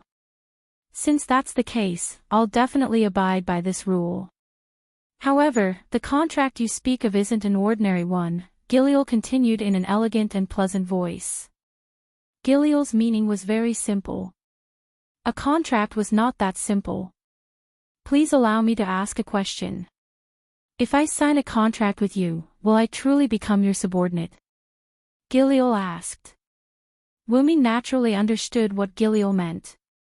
She wanted to ask whether this was a simple summoning contract or a true master-slave contract.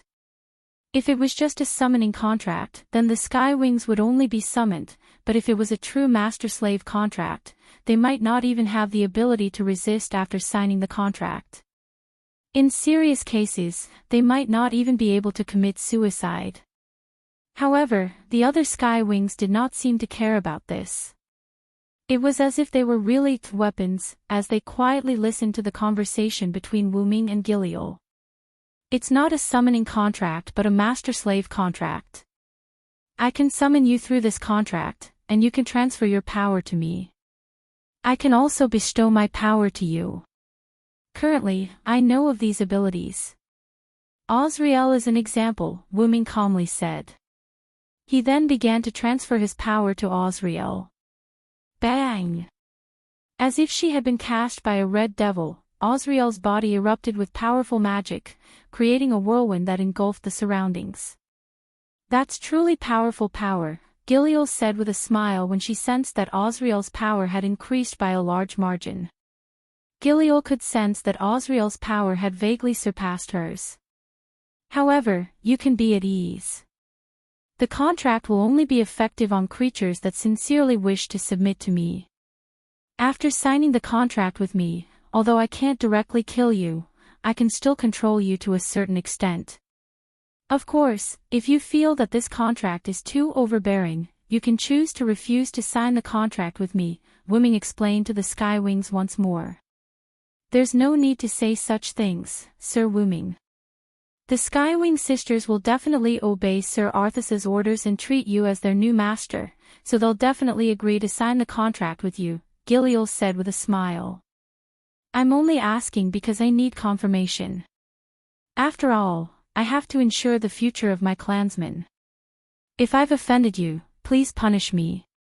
Seeing Giliel's apologetic look, Wuming simply waved his hand. There's no need for punishment.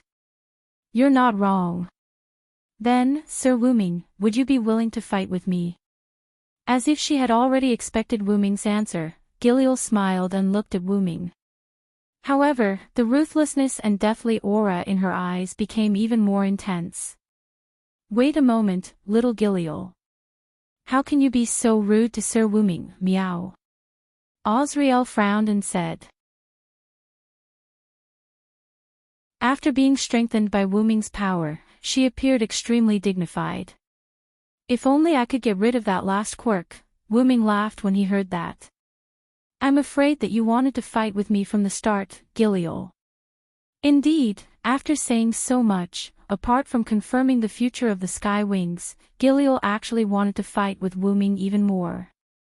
Although it's a little rude, Sir Wuming, I won't lower myself to fight someone I don't agree with, even if it's you who defeated Sir Arthas. Instantly, Giliel's eyes were filled with killing intent. Giliel! Osriel roared at Giliel. This time, Osriel did not use her pet name of Little Giliel or her quirk of a meow. It could be said that Osriel was already angry. You're quite to my liking. Then, let's fight.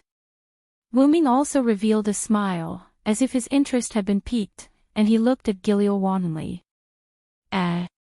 Osriel looked at Wuming with some surprise, clearly dissatisfied with Wuming's willful answer to Giliel's willful request.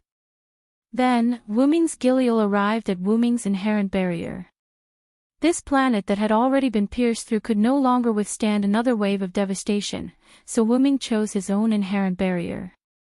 Because it was the ability of Anzavolga's staff, the first 8 layers that were destroyed had not yet recovered, unlike the ordinary inherent barrier, which would remain intact after the magician activated it again.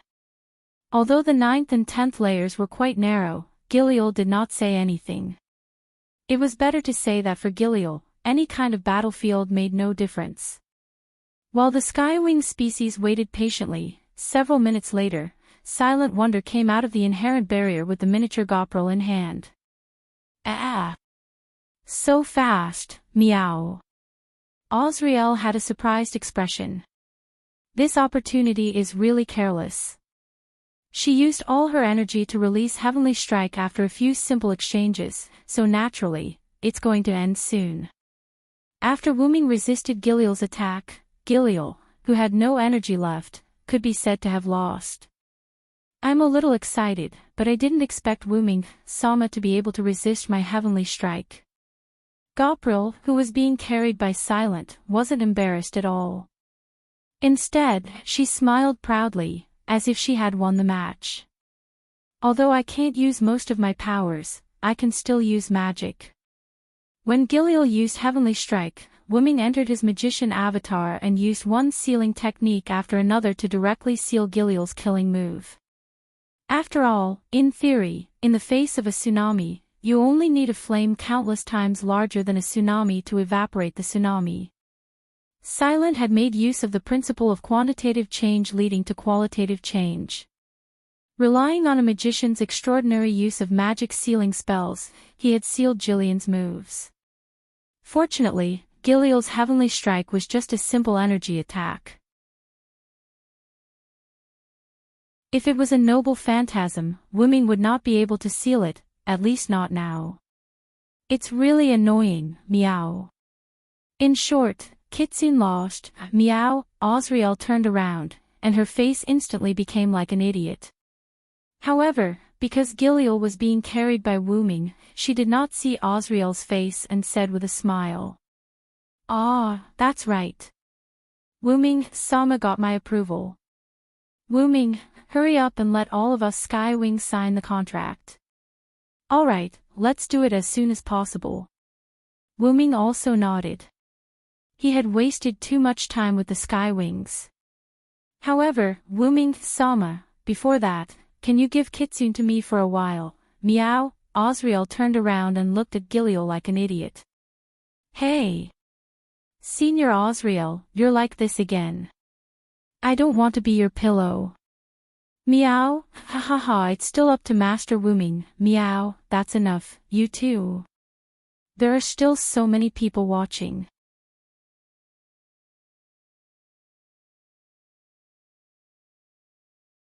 Chapter 459. After that, Wooming entered Vitality Incarnation and released his mana, enveloping all the sky wings. Immediately afterward, the sky wings returned to their girl forms at a speed visible to the naked eye, but thanks to that, Wooming's Vitality Incarnation also entered a red alert state. After all, there were close to 10,000 sky wings. Fortunately, because it was not overloaded, the Vitality Incarnation was only used for a short period of time, so it would recover in a few days. After that, Wooming also activated the contract ability of dependence, and all the sky wings accepted the contract without hesitation, including Gapril.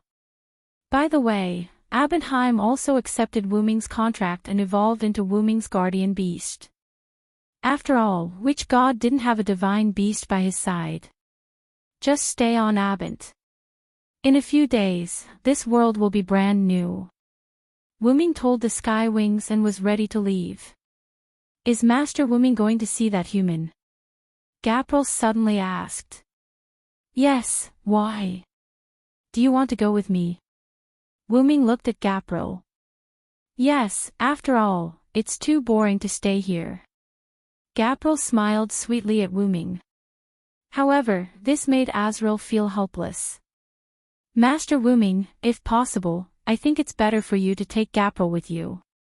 First, she can't stay here, and second, with you taking a Skywing guard, you can let the other races know that you are our new master, meow.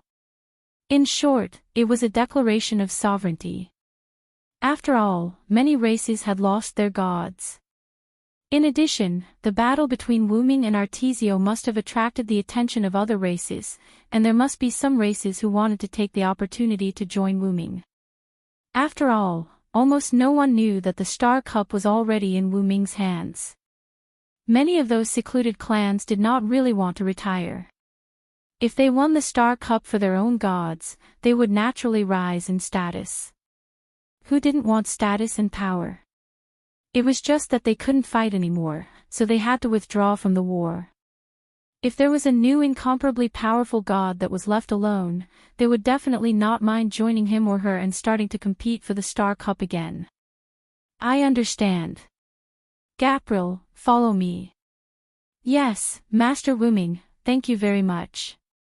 Because of Azrael's words, Wooming was ready to take Gapril to a conspicuous place to show the sovereignty of the Skywings. Wooming and Gapril flew in the sky at a leisurely pace. Master Wooming, how different is your world from this world? Gapril suddenly asked.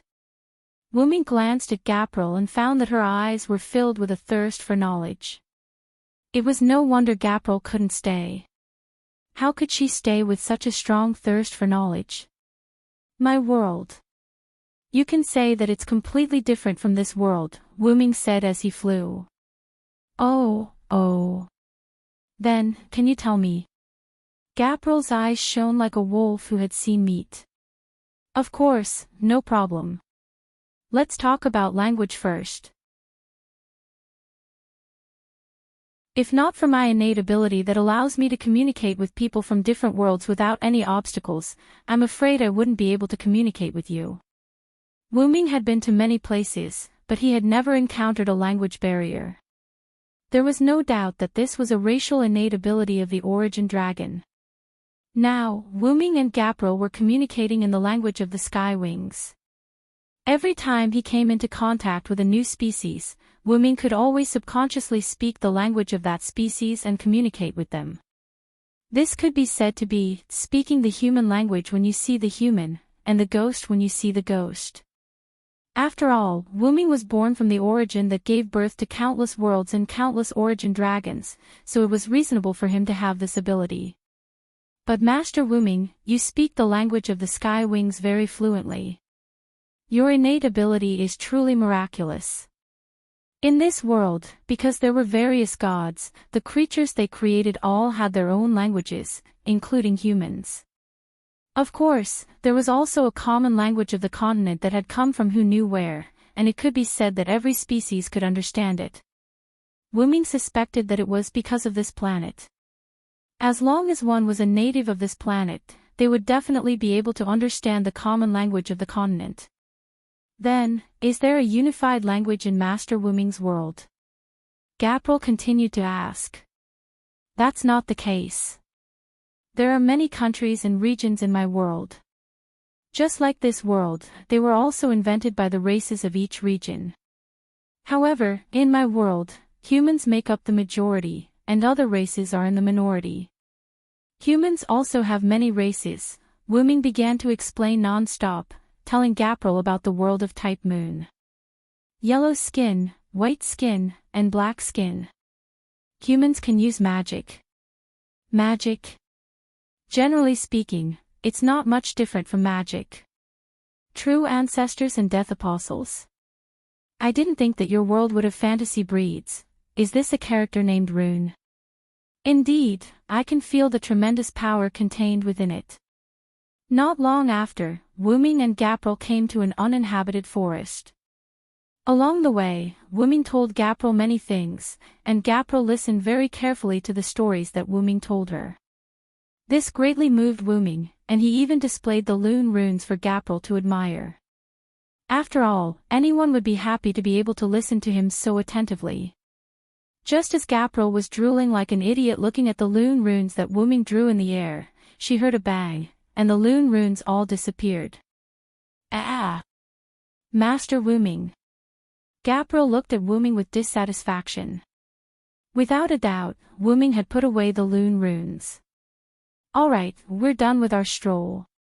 It's time to get down to business.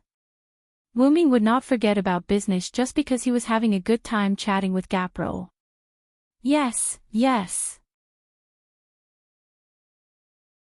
Then, Master Wuming, you should have summoned me earlier, hee hee hee. Hee hee hee hee.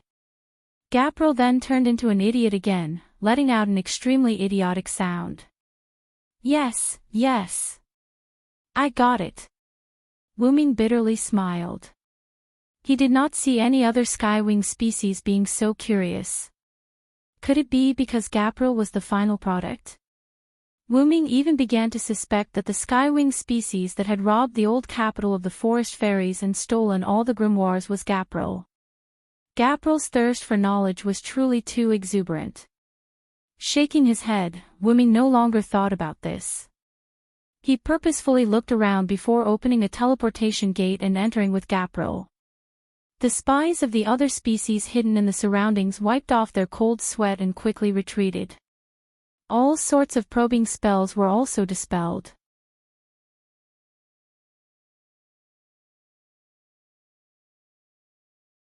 Chapter 460. In a cave, the water around him shimmered with the light of special ores. Rick was still wearing his tattered clothes from the forest god's attack. He sat on a stone bench uneasily. However, he was not alone. In this cave, there were other ghosts that Rick had chosen. Rick had asked them to rest in other caves. Rick wanted to be alone in this cave. They were all missing an arm or a leg, but fortunately, none of them were missing. Wuming's potion was indeed effective. None of them were crippled or had their skin fester due to the black ash, but they were still missing an arm or a leg. The ghosts did not always apply the black ash. They only applied it when they arrived at their destination and began their mission. This meant that they did not have any black ash on them when they were on their way. Putting aside the demons hidden on the continent, there were also those who were alone or hidden in the path that the ghosts had to pass through. Any single person of another race who accidentally discovered the ghosts was enough to pose a fatal threat to the ghosts. Coupled with the dangerous environment, it was a miracle that the ghosts were only missing an arm or a leg. There were no casualties. This is the possibility of being human. However, in the face of absolute power, we humans are still too weak, Rick said self-deprecatingly when he thought of everyone's efforts. Rick had been returning to this stronghold ever since Wuming teleported him back to Lucia. However, his luck was not good. He ran into a skywing on his way back. How is that possible? Aren't the skywings at war with the forest goblins and goblins? Rick was dumbfounded. Without the black ash, the skywings had long seen through his human identity. Now, Rick was prepared to die. Oh, a special human. This feeling of facing death with equanimity. Are you prepared to die? As he had lost his right arm, Rick took out a dagger with his left hand and glared at the skywing in front of him. Although Rick used his left hand to wield the dagger, it did not affect him much. To survive in such a world, it was necessary for both hands to master the way to use weapons. Not a bad eye. Looks like I'll have a decent spoil of war today. The Empyrean Wing smiled. As someone who was very familiar with other races, Rick naturally knew that the spoils of war the Skywings were talking about were the severed heads. Well, it just so happens that I have something to do right now. I'll put your head on your neck first. It was as if the Empyrean Wings were playing a prank on him. With a delighted smile, they took to the sky and left. Then, Rick slumped to the ground. Although Rick didn't know why the other party had spared him, the most important thing was that he had survived. I wonder how the Willow is doing. Rick began to worry again. No matter how he looked at it, the person who had taken his arm was not someone to be trifled with. Not to mention, Wuming had called her the forest god Canis. Although he did not know if it was the real forest god Canis, Rick knew that the enemy was not to be trifled with. The Earth's core has indeed been pierced through, so the Star Cup should have been released as well. Then, the Earth's crust shook violently last night. Could it be that the gods were fighting for the Star Cup? Rick frowned. Rick saw the Earth's core being pierced through, but he did not see who had obtained the Star Cup. Therefore, Rick guessed that the Earth's crust shaking was caused by the gods fighting for the Star Cup. Rick's guess was not wrong. Wuming and the Star Cup's consciousness were indeed fighting for their lives. It was inevitable that whoever won would obtain the Star Cup. However, if you think about it carefully, this is also beneficial to humans. No matter which god gets the Star Cup, the war will naturally end. However, Rick immediately shook his head.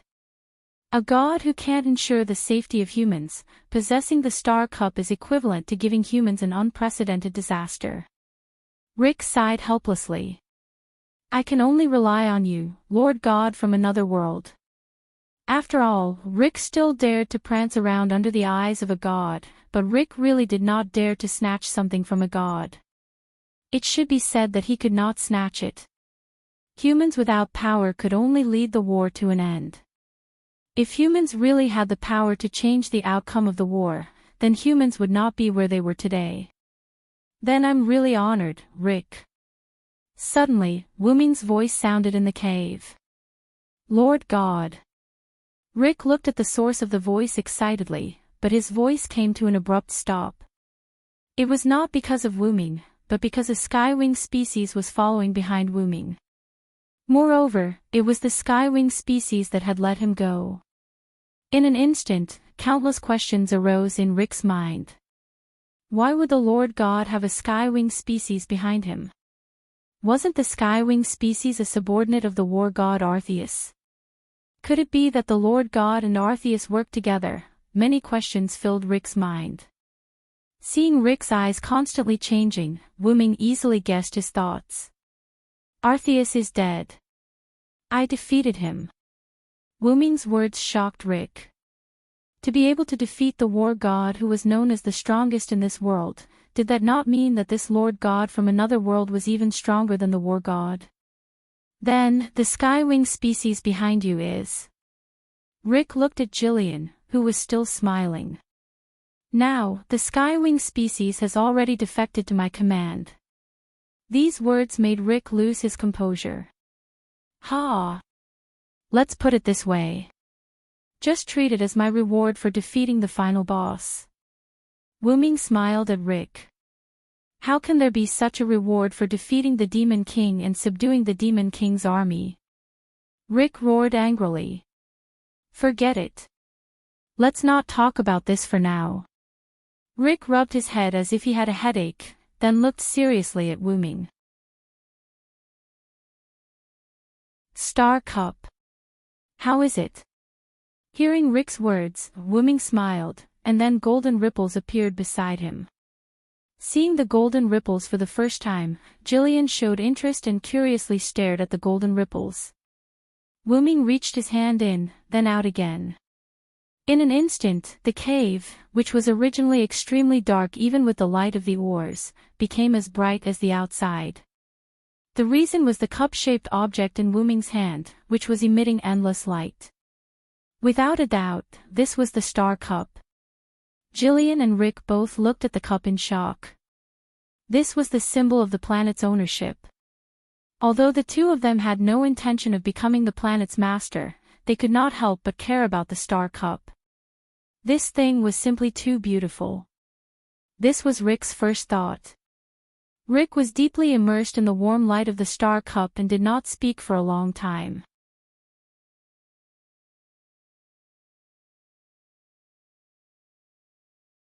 Chapter 461. So this is the Star Cup, Rick said in a confused manner. Yes, this is the source of the gods' dispute and war, the Star Cup. The entire planet was engulfed in the flames of war. Countless lives were lost.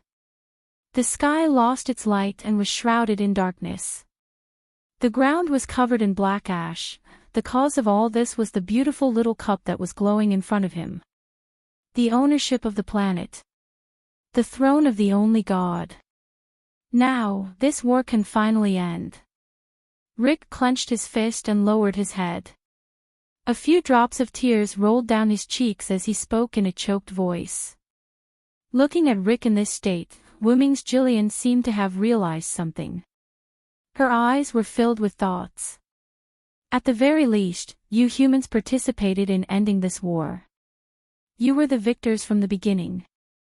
Usually, only those who yearn for peace will get what they wish for in the end, Wu Ming said to Rick with a smile on his face. Also, I believe that even without me, you can save this planet. The possibility of humans isn't some weak force. From the beginning, Wu Ming had sensed endless possibilities from Rick. The feeling that Rick could end the war even if he did not come to this world lingered in Wu Ming's heart. If Shiobi met Rick, he would most likely be influenced by Rick's inner feelings.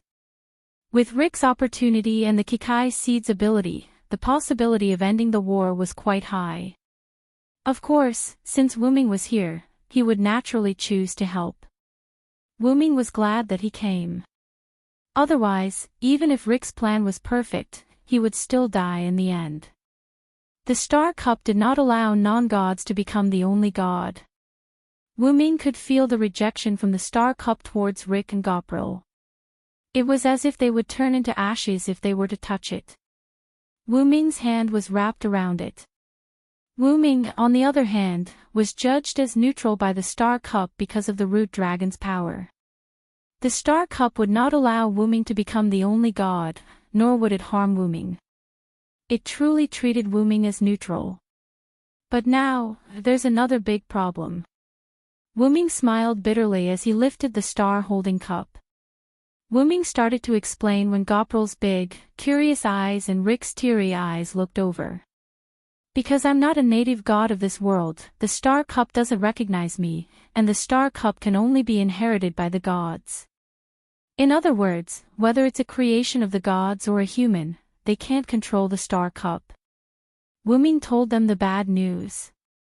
Jillian wasn't moved. She wasn't interested in these things, and Rick's expression didn't change much as though he had expected it. You don't seem surprised. Wu Ming asked. While I was waiting, I also guessed that humans might not be able to use the Star Cup.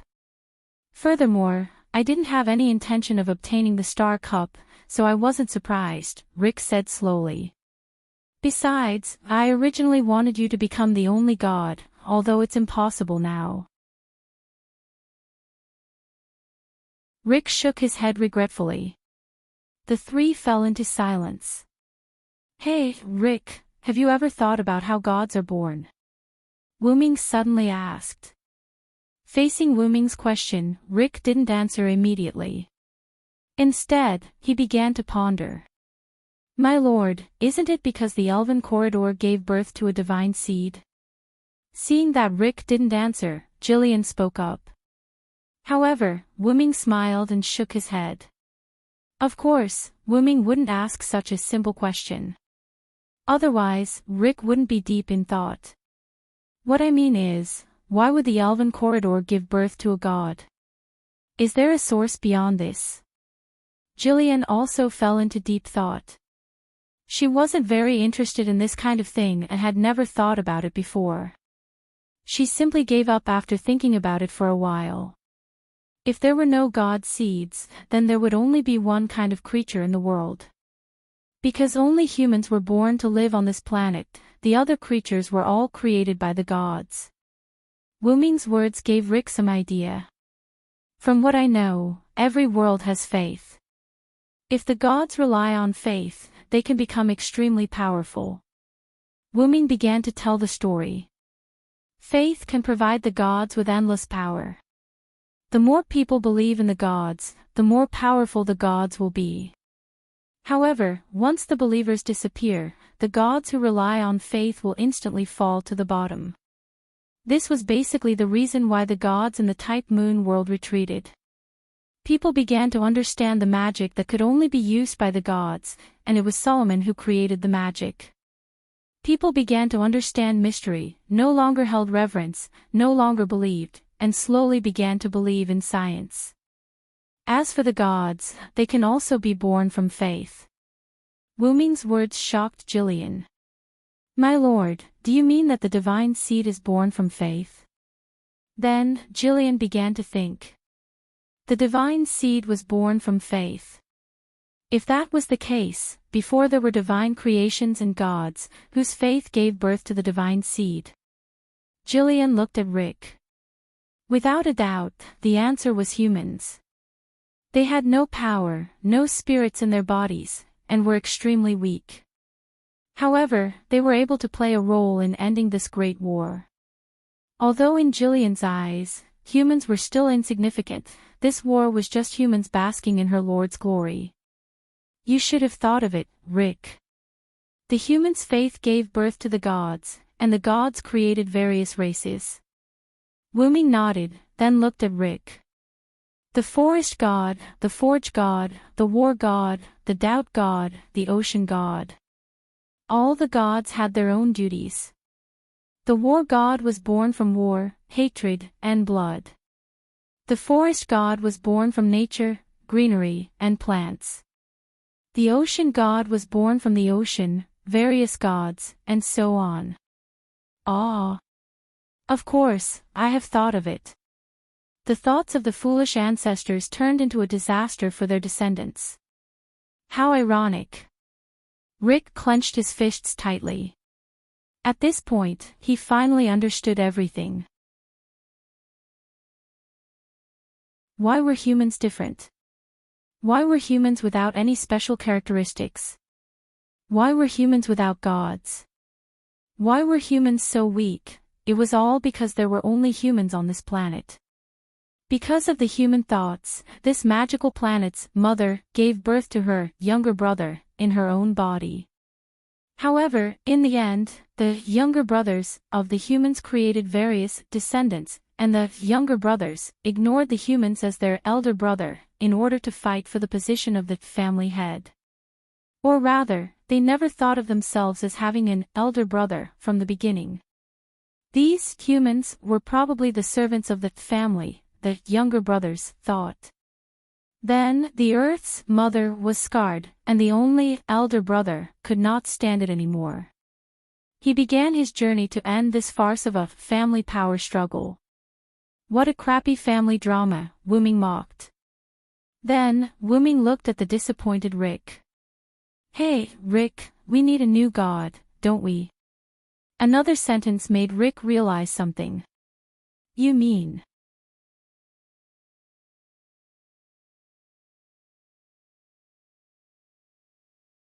Chapter 462. Relying on the faith of humans to give birth to another god. Rick naturally understood what wombing meant. However, there was no god that could be born just like that. Even the other divine beings were born after who knows how many years. However, Wombing shook his head. Rick, you're underestimating yourself. You're the leader of humans, a special human who could attract my attention. Although the human leader's words were a little absolute since there was no telling if there were other humans in this world, Rick had indeed attracted Wombing's attention through the Black Origin mud and the Star Cup. It was because of his strong belief that Rick's voice could reach Wombing's ears through the Black Origin mud. Haven't you realized that there's a god like that beside you? Rick's pupils instantly contracted when he heard Wombing's words. The god of games. Rick remembered how he often played chess with that unknown existence when he was a child.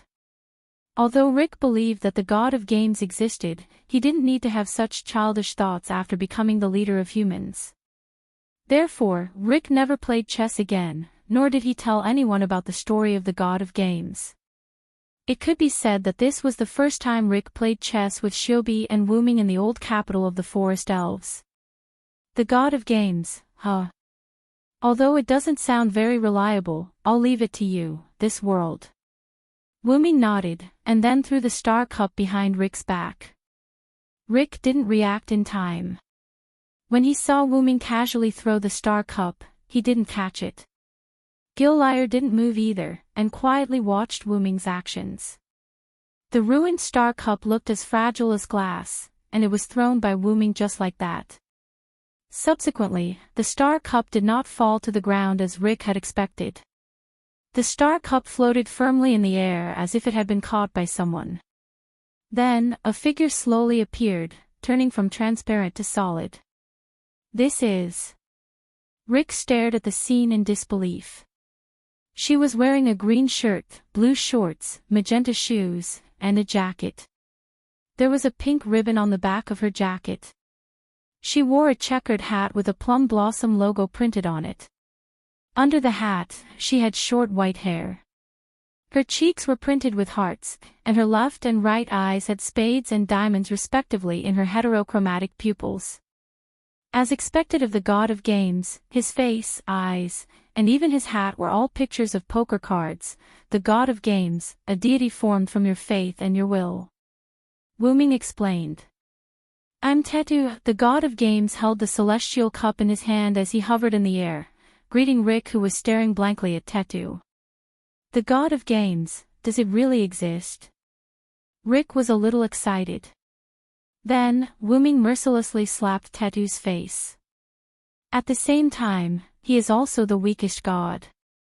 Outside the cave, Wombing, Rick, Gillyre, and Tetu arrived.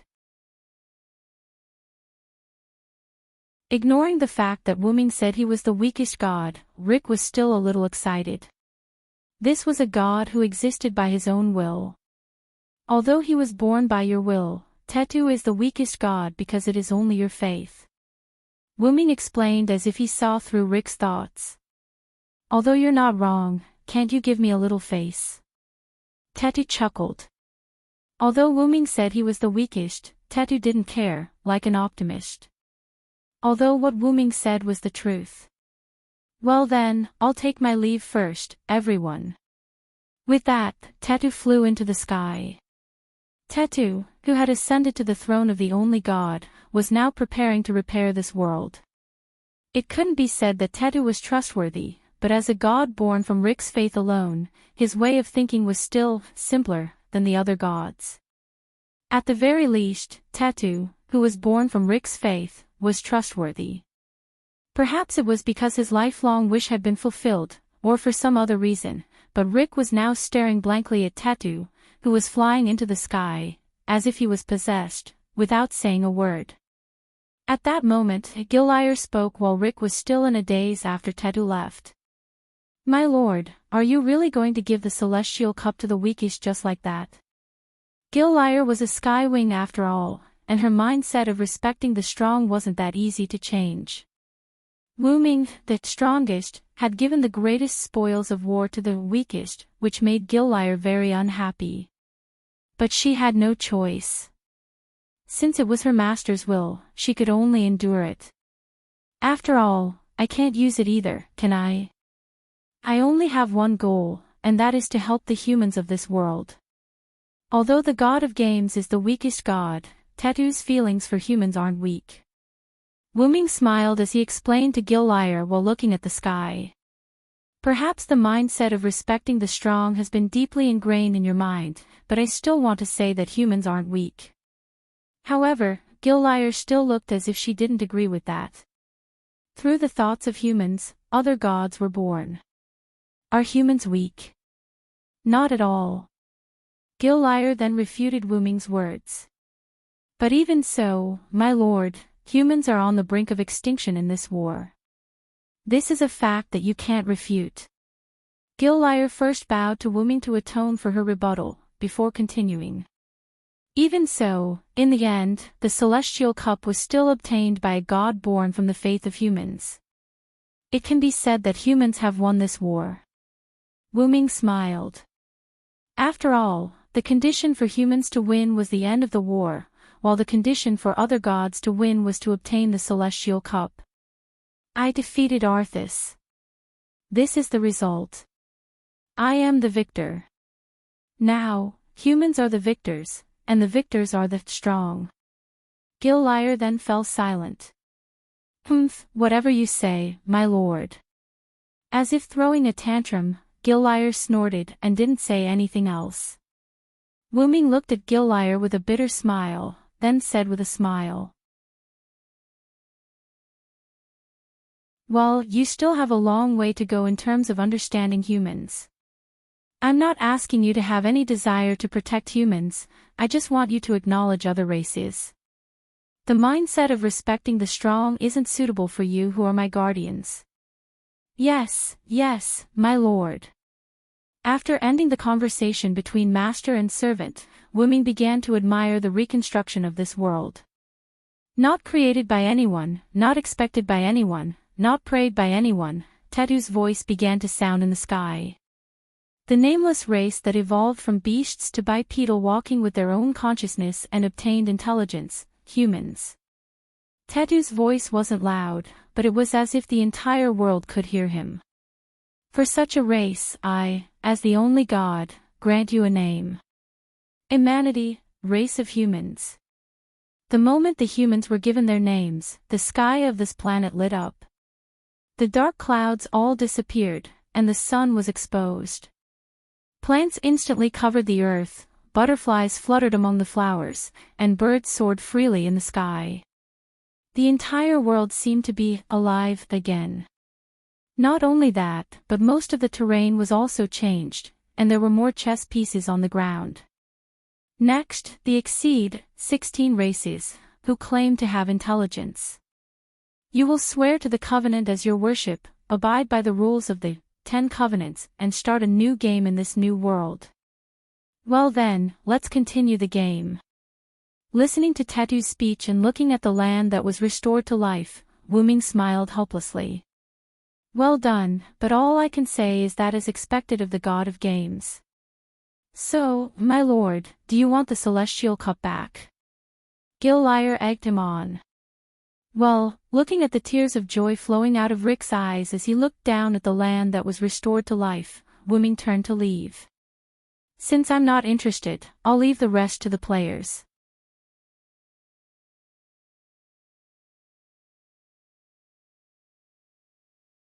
Chapter 463. Wuming slowly walked on the land that was overflowing with life, admiring the scenery around him. The trees were lush, butterflies were dancing, and all kinds of small animals were coming and going. Birds were flying freely in the sky. Arriving at a highland, Wuming looked down at the plains in front of him and sighed. You don't say, controlling the Star Cup is really like controlling the ownership of a planet. In just an instant, the entire planet changed. It was as if Tetu had entered an editing interface. He formatted the dying planet and gave it new life. At that moment, Shobi, who was following beside Wuming, spoke. Shiobi. I like the current planet. Shiobi looked at the land in front of her with a happy expression. Wuming couldn't help but look at his sister, who was smiling so innocently. After Tetu reorganized the world, he set the 10 covenants. Wuming didn't pay attention to the content of the covenants, only knowing that they were related to the game. Wuming couldn't help but complain about Tetu again. As expected of the god of games. In short, the entire world had become a world where everything was decided through the game. This way, humans wouldn't be deliberately harmed. After that, Rick brought the spirits back to the village. Seeing her brother return safely, Crone was so happy that she hugged her brother and cried for a while. Wuming, on the other hand, quietly cancelled his clone and came to the village. After all, in everyone's eyes, the siblings Villo and Shiobi had been staying in the village all this time. By the way, during the time he stayed in the village, Crone came to Wuming many times. Of course, it wasn't what you imagined. Crone came to Wuming to find out what her brother was doing. Of course, Wuming deliberately avoided this question every time. After some time, Crone gave up on getting information from Wuming and turned to Shiobi. After spending so much time together, Crone understood the relationship between Wuming and Shiobi. A kind and capable brother and a shy and innocent sister who always hid behind her brother. In Crone's impression, Shiobi and Wuming had never been separated and were always together. Therefore, Crone thought that Shiobi must know something about him. After all, she was a child and it was easy to get information from her. That was Crone's idea, but reality slapped her in the face. Shiobi, who had been instructed by Wuming, was naturally feigning ignorance and not telling Crone. Although Crone wasn't happy that she couldn't get anything out of Shiobi after half a day, thanks to this, her relationship with Shiobi, they were like sisters. Thanks to Crone, Wuming, but Shiobi's,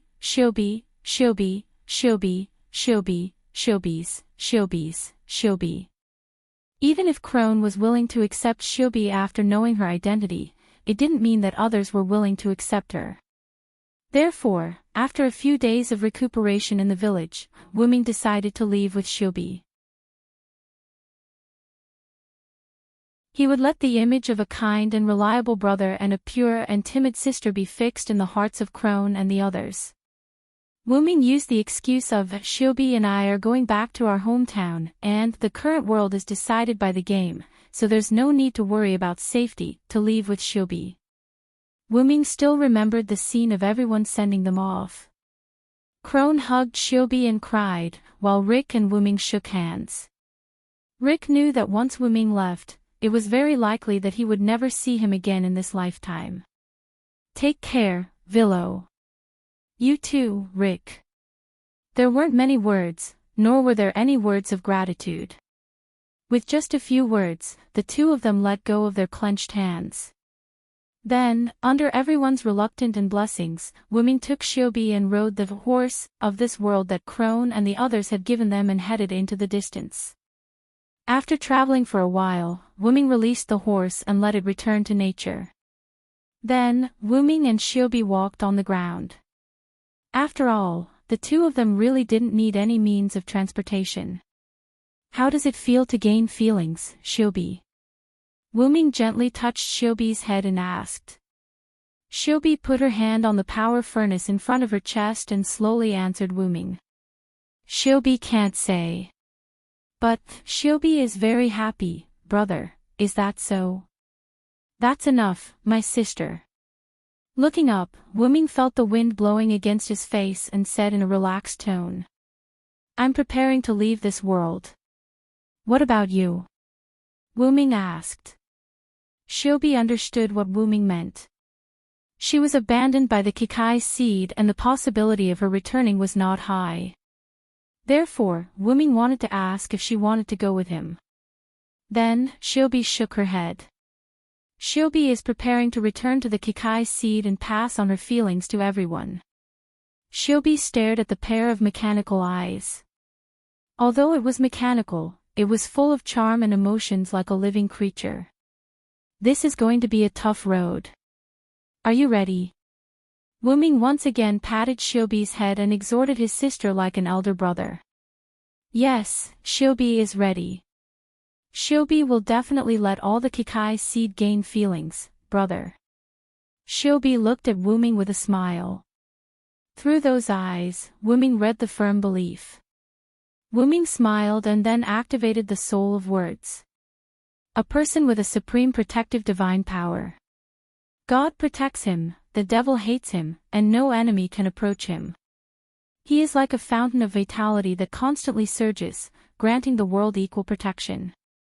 Then, through his hand that had yet to move away from Shiobi's head, Wuming transmitted his protection into Shiobi's body. Feeling the increasingly powerful power in her body, Shiobi was at a loss. Wuming continued to increase the power of the protection. About half an hour later, Wuming stopped the protection. With this protection, even if Arthas revives and uses a divine strike, it will be enough to withstand it. Wuming let go of his hand that was touching Shiobi's head. Then, Wuming half squatted down and looked into Shiobi's eyes.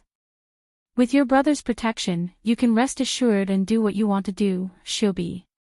Feeling Wuming's power in her body, Shiobi touched the core on her chest and said, "Brother, do you still have the thing that Shiobi gave you?"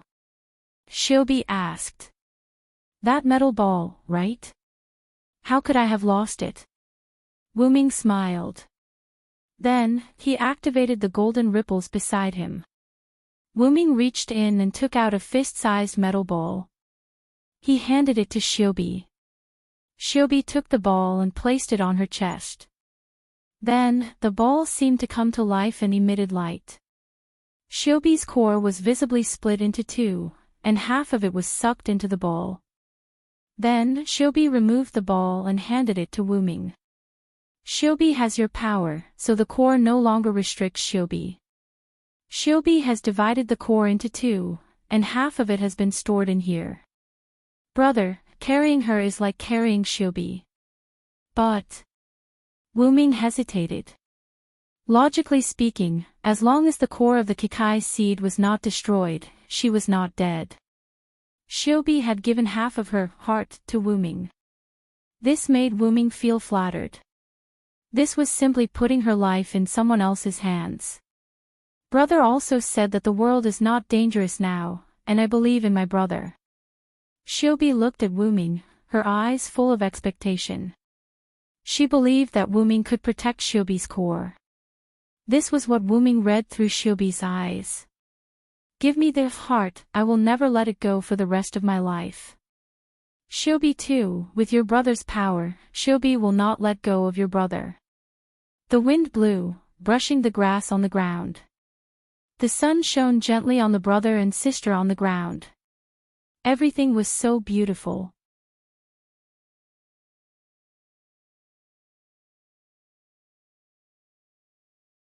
Chapter 464. Shiobi revealed Kikai's equipment and flew into the sky to leave. Wuming did not move, remaining on the high ground overlooking the land. My lord, are you leaving? With a spatial ripple, Goprel's voice came from behind Wuming. Goprel was a sky wing, after all, so Wuming had her avoid arousing suspicion and not appear in front of Crone and the others. And because the atmosphere between Wuming and Shiobi was just right, Goprel tactfully did not appear. Once Shiobi left, Goprel appeared from space. What? Are you excited because you can't wait to go to my world?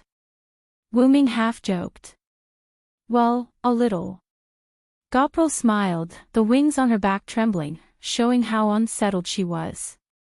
Alas, Wuming cruelly shattered Goprel's fantasy. For the time being, I probably won't summon you. Just obediently stay on Abant. How could it be like this? Goprel was like a deflated balloon, powerlessly slumping to the ground. This world has already become meaningless. Master, please hurry and take me away. Goprel was like a canary in a cage, looking at Wuming with a pitiful gaze. That was because Te-Tu had turned this world into a game where everything was decided. That meant that there would be no more killing. This was hell for the Sky Wings, who loved to kill and snatch kills, as well as the god-slaying weapons. As a cute girl, it's not good to always talk about killing and fighting. You need to learn how to cultivate your character. How about this? Tell Azrael to give an order to all the Sky Wings that the new generation of Sky Wings is no longer a killing machine but a collector of culture. The current mission of the Sky Wings is to collect the culture and knowledge of this world. Whether it's to collect books or use magic to record them, gather as much knowledge as you can. The moment he said this, Goprel became interested. She had always liked all kinds of culture. By the way, after collecting the culture, the Sky Wings need to study it and learn the advantages of it. Don't be like bookworms who only know how to copy. Yes, my lord, your subordinate will do it right away, Goprel replied playfully, then fled into space and disappeared. Wuming smiled helplessly and shook his head. Then, Wuming said to no one. Aren't you going to come out and meet me? After all, I'm your benefactor who helped you ascend to the throne of the one god. After Wuming finished speaking, a child's voice sounded. Ha ha ha, are you leaving? Do you still need me to send you off? Tae-tu appeared in front of Wuming and laughed happily. It had to be said that after becoming the only god, Tae-tu could be said to be an omnipotent god. However, he could only be omnipotent on this planet. In any case, the current Wuming had no confidence in defeating the current Tae-Tuesday. If he were to leave this world, while he would not be completely useless, he would still be much weaker. At the very least, in another world, Wuming would be able to grind Tae-tu to the ground. There's nothing wrong with the Celestial Cup, right? Wuming ignored Tae-tu's joke and asked about serious matters. No, there's nothing left of that black origin soil you mentioned. If not for the fact that there are some traces left inside the Celestial Cup, I'm afraid I would have thought that you were lying to me. Tae-tu was like an optimist as he happily answered Wuming. Incidentally, Tae-tu was still lying down in the air, using his arm as a pillow. It's best if you be careful. If you get corrupted by that thing, we might become mortal enemies, Wuming warned. Ha ha ha, even if that happens, I'll only play games with you. I don't like fighting and killing. Tae-tu was not wrong. If Tae-tu was really corrupted by the black origin soil, with Tae-tu's spirit, the black origin soil would not be able to turn Tae-tu evil. It might even make Tae-tu an even more powerful good god. However, even if Tae-tu was a good god, he would still treat Wuming as an enemy.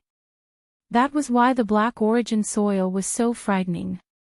If the black origin soil was allowed to corrupt all worlds, then Wuming would really become an enemy of the entire world. Forget it, I'm really an idiot for worrying about you. Wuming smiled bitterly and shook his head. Well then, I'll be leaving first. Help me take care of the humans, god of games. With that, Wuming's figure disappeared from where he was. Don't worry, I'm very fair, Tae-tu said with a smile, but that pink face of his was black no matter how you looked at it. And so, Wuming ended his journey in this world and returned to the dimensional tunnel. Once inside, Wuming was not in a hurry to head to the world of singularities, and instead flew out of the tunnel. Now, the flaws of this body could be seen. His authority incarnation had too many limitations and was not powerful enough. Even the divine blade of salvation that was one with Wuming was only a replica in this body, and was not as powerful as before. Therefore, Wuming decided to return this body to the furnace to reconstruct and evolve it. Wuming soon returned to the root, and nothing happened because Callis was there. Lord Wuming. Callis greeted from the head of Wuming's main body. You've worked hard, Callis. Wuming said. You're too kind. Callis replied, flattered. Wuming smiled and didn't say anything more. The relationship between the two of them was already beyond the point of needing thanks. Then, Wuming revealed the true form of this body, which was the body of the root dragon. Wuming looked at his main body, which was much smaller than before, and was a little troubled. So it's time to level up. Then, Wuming's consciousness disappeared from this body and returned to his main body. Wuming, who had returned to his main body, opened his eyes, and an indescribable aura filled the entire root. Then, the dragon horns on Wuming's head glowed, and the golden chains around him danced. If my main body encountered the Star Cup's consciousness, I might be able to kill it with one claw. Wuming felt his current strength and said confidently. Let's see which singularity Chaldea has reached. With that, Wuming's huge ruby-like dragon eyes turned golden, and something invisible flowed in his eyes. Not long after Wuming's eyes turned golden, Wuming's eyes turned red again. The ocean, huh? This should be the third singularity. So far, Chaldea had reached the third singularity, and it seemed that it was almost done. This was all because of Wuming's clairvoyance that evolved in his root. Wuming had just seen Chaldea conquer one singularity after another after leaving Winterwood City. The 100 Years' War, the City of Seven Hills, and Oceanus from Greek mythology. Although Wuming did not stay in Rick's world for long, it seemed that the flow of time between worlds was different. Chaldea had already completed 2 singularities, and the third seemed to be almost done. Well, I'll leave it to them for now. Through his clairvoyance, Wuming also saw the vampire that Wuming summoned for Olga Marie. She had contributed a lot on this journey. Not only that, but Gadotsi also met a lot of reliable servants. I'll level up my backup machine first. As he spoke, Wuming began to move his hands and feet on the huge dragon body lying beside him.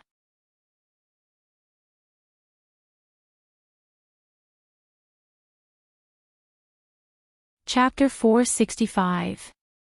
Inside the Root of Origin, Wuming had been upgrading his own body for some time.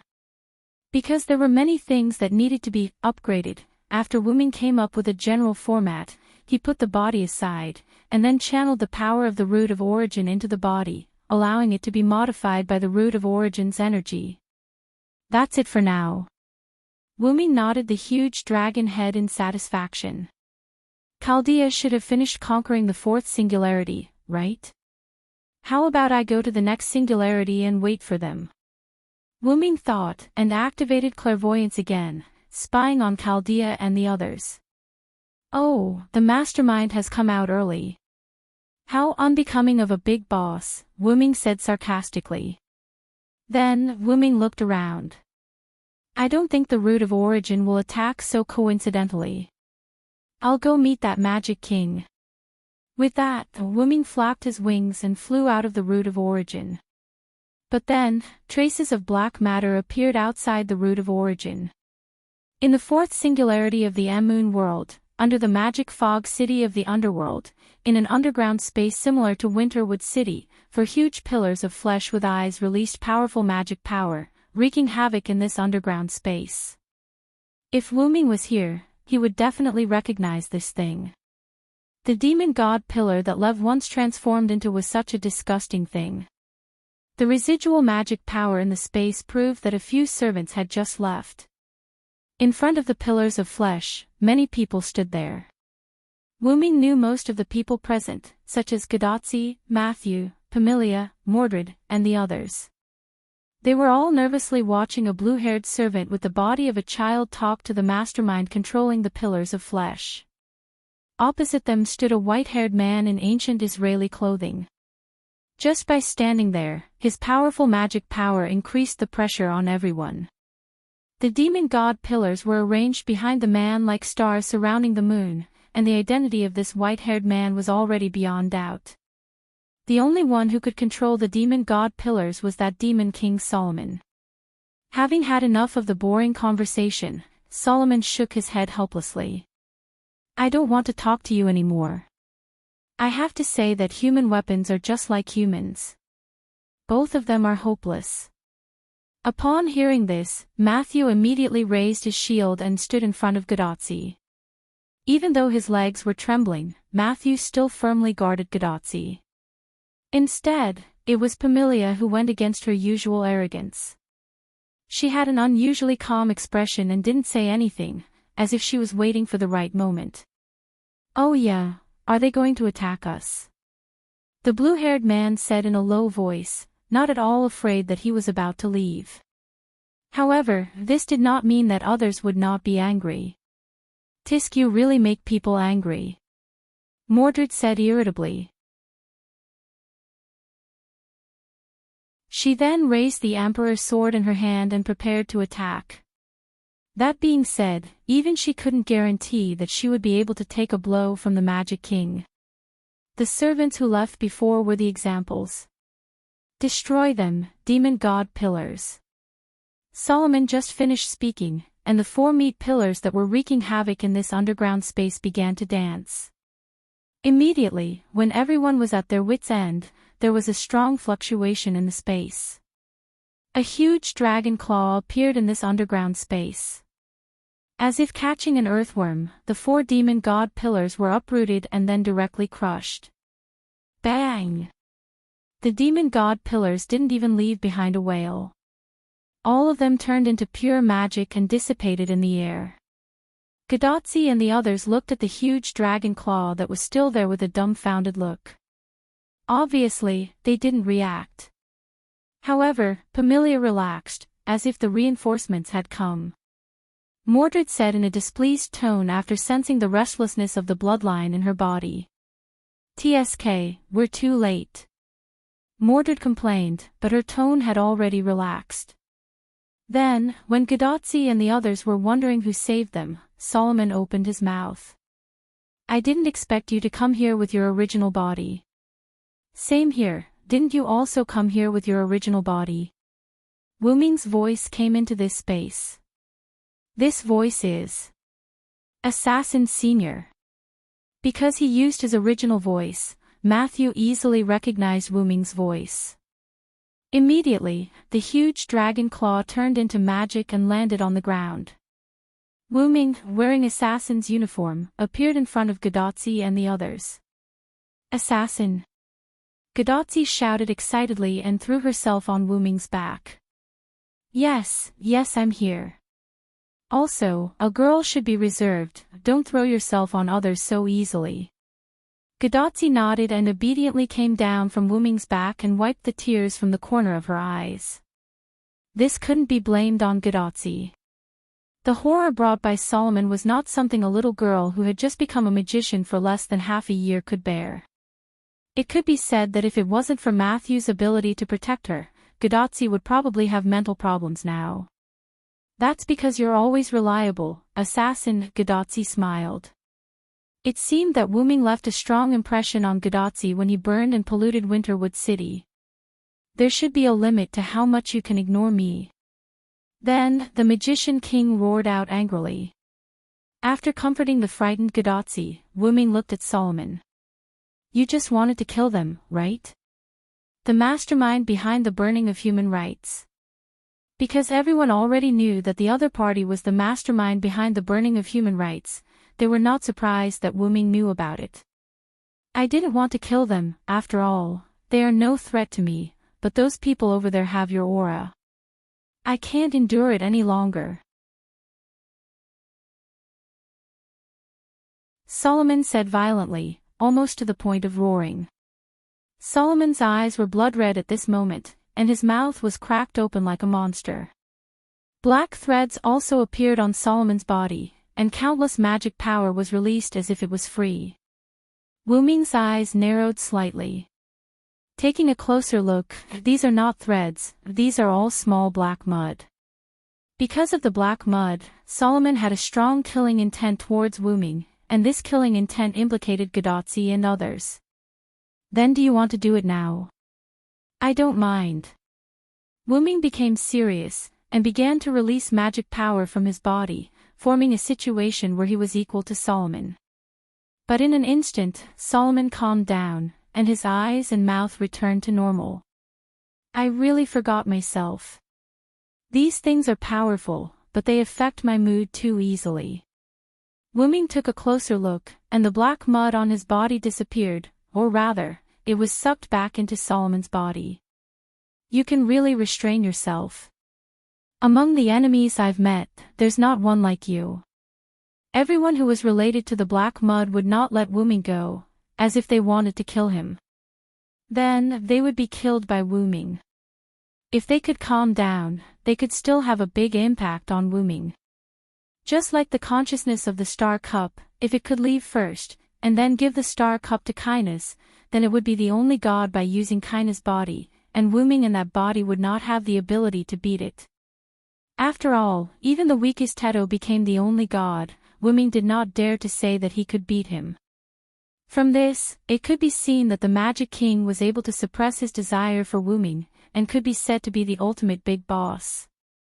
That's all for now, I'll bring you some good stuff at the next singularity. After saying that, as if afraid that his desire for Wuming would flare up again, the Magic King left.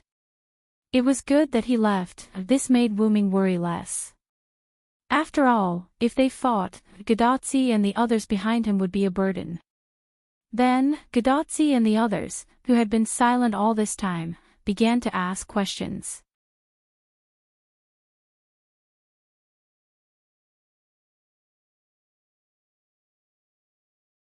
Chapter 466. Hey, who is Assassin, to be able to force Solomon to retreat? Do Assassin and Mordred know each other? Why do I feel like Mordred knows you of Assassin? Do you know that Solomon? I feel like there's a grudge between the two of you. Assassin. Let's stop for a moment. Wuming covered Gadotzi's mouth with a headache and stopped Gadotzi from asking any more questions. Wuming could understand the excitement when there were so many unknowns and someone who could answer them, but it was still better to let Gadotzi calm down. Then, Matthew said weakly from the side. Senior Assassin, let go of Senior first. Senior is about to suffocate. Wuming looked at Gadotzi, who had turned into a mosquito coil, and quickly let go of the hand that was covering Gadotzi's mouth and Gadotzi's nose. I'm saved, thank you so much, Matthew. Gadotzi looked relieved and touched Matthew's little head. This kind of action made Mashu's face blush. On the other side, Pamela flapped her little wings and came in front of Wuming. Then, why did thou come so late? Pamela asked Wuming with a haughty expression. You stinky brat. That guy isn't someone you can question. Mordred, on the other hand, had an unhappy look on her face. Ha! What right do thou have to control me? Oh, you're so protective of this guy, could it be that thou and this guy have an unspeakable relationship?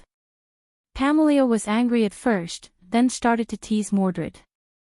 It seems like the lesson from before wasn't enough. Mordred raised her royal sword and looked like she was going to fight with Pamela. Thou is the one who hasn't been taught a lesson. Pamela showed her small canine teeth, not to be outdone. From their conversation, Wuming deduced that the two of them might have fought, and it ended in a draw. Their relationship is really good, Wuming said faintly, no longer caring about the two. That being said, the two of them have caused a lot of trouble. At that moment, the blue-haired servant spoke. My name is Hans Christian Andersen. Just call me Andersen, great unknown being. It's rare for Mr. Andersen to be so serious, Matthew said in surprise. It's just a necessary greeting. Don't make me sound like those two guys over there. Andersen shook his head helplessly. In the end, Mordred and Parmelia were still facing each other. At this moment, Roman's voice came from Gadotzi's wrist. Although I know that everyone has a lot to say, let's hurry up and retrieve the Holy Grail. This underground space is about to collapse. Because of the confrontation between Wuming and Solomon, the originally unstable underground space became even more unstable. Sure enough, as soon as Roman finished speaking, the underground space began to collapse. Doctor, you really have a crow's mouth. Matthew complained, quickly ran to the location of the Holy Grail, put down his shield, and began to retrieve the Holy Grail. The Holy Grail has been retrieved. I'm sorry, assassin, although I would like to talk to you, we have to hurry back to Chaldea. After all, once the Holy Grail was retrieved, the singularity would begin to restore itself. If they didn't leave, then they would be killed by the self-correcting power of history. And now, Anderson and Mordred's body began to dissipate. After all, the Holy Grail was retrieved. Hey, I'll settle this with you next time, Mordred said to Pamela fiercely. I'll wait for thee. Pamela also replied, not to be outdone. I can finally leave. With him here, there's nothing for me to do. Goodbye, everyone. Anderson sighed with a melancholy and rejoiced expression, then accelerated the speed of his body's disappearance. Humph. Mordred looked at Wuming, then snorted and disappeared as well. So dishonest, Wuming smiled. Then, I'll start the race shift now. Everyone, get ready, Roman said through Godotzi's wristwatch. However, Wuming laughed mischievously. Then, how about I go with you, Chaldea, control room. As soon as Pamela came back, she returned to her small room with the excuse that she was tired and needed to rest. Godotzi, Matthew, and Wuming, the three stood together in front of Roman, who was dumbfounded. I didn't expect you to have such an ability, Roman said gloomily. Wuming did come back with Godotzi and the others, but he did not use the race shift. Instead, he relied on his own ability to fly back with Godotzi, who had been turned into race shift. Now, although Wuming had not reached the state of omnipotence in the use of time and space, he was almost there. Because he had stayed in the route for a long time, Wuming was almost reaching adulthood. It could be said that if Wuming wanted to fight Solomon just now, he would have a great chance of winning. Well, if I ask for the reason, you should know. Wuming's eyes seemed to see through everything as he stared at Roman. Ha! Ha! Is that so? Roman wiped the cold sweat on his forehead and said nervously. I won't be in a hurry to leave. Tachika, Matthew, you two go back and rest first, Wuming said to Godotzi and Matthew. Let's go, Senior. Senior needs to rest. Oh. Okay then, see you later. Godotzi, who saw that Wuming wanted to talk to Roman alone, left with Matthew. Although there were other staff in the control room, Wuming only needed to use a little trick to let them hear his conversation with Roman. Initially, I felt that there was something wrong with you. Now that I see it, I understand the truth, Wuming said in confusion. I'm just a human now, a human who is working hard to restore humanity. Roman didn't feel nervous as before and calmly answered Wuming. If that's what you want. Wuming shrugged, indicating that he didn't want to talk about it anymore. Actually, I want to ask something about you, Roman said after a moment. Is it about why I only showed up now? Or do you want to ask if I will follow Tachika and the others to attack singularities? Wuming could almost guess what Roman wanted to ask. After all, there were only a few questions he could ask. Both, and if possible, I hope you can help us, Roman said seriously. Of course, Wuming answered without hesitation. Ha! This surprised Roman. Didn't I say before that although I have my own enemies, they are generally the same as you? Then, Wuming smiled. And I also like humans.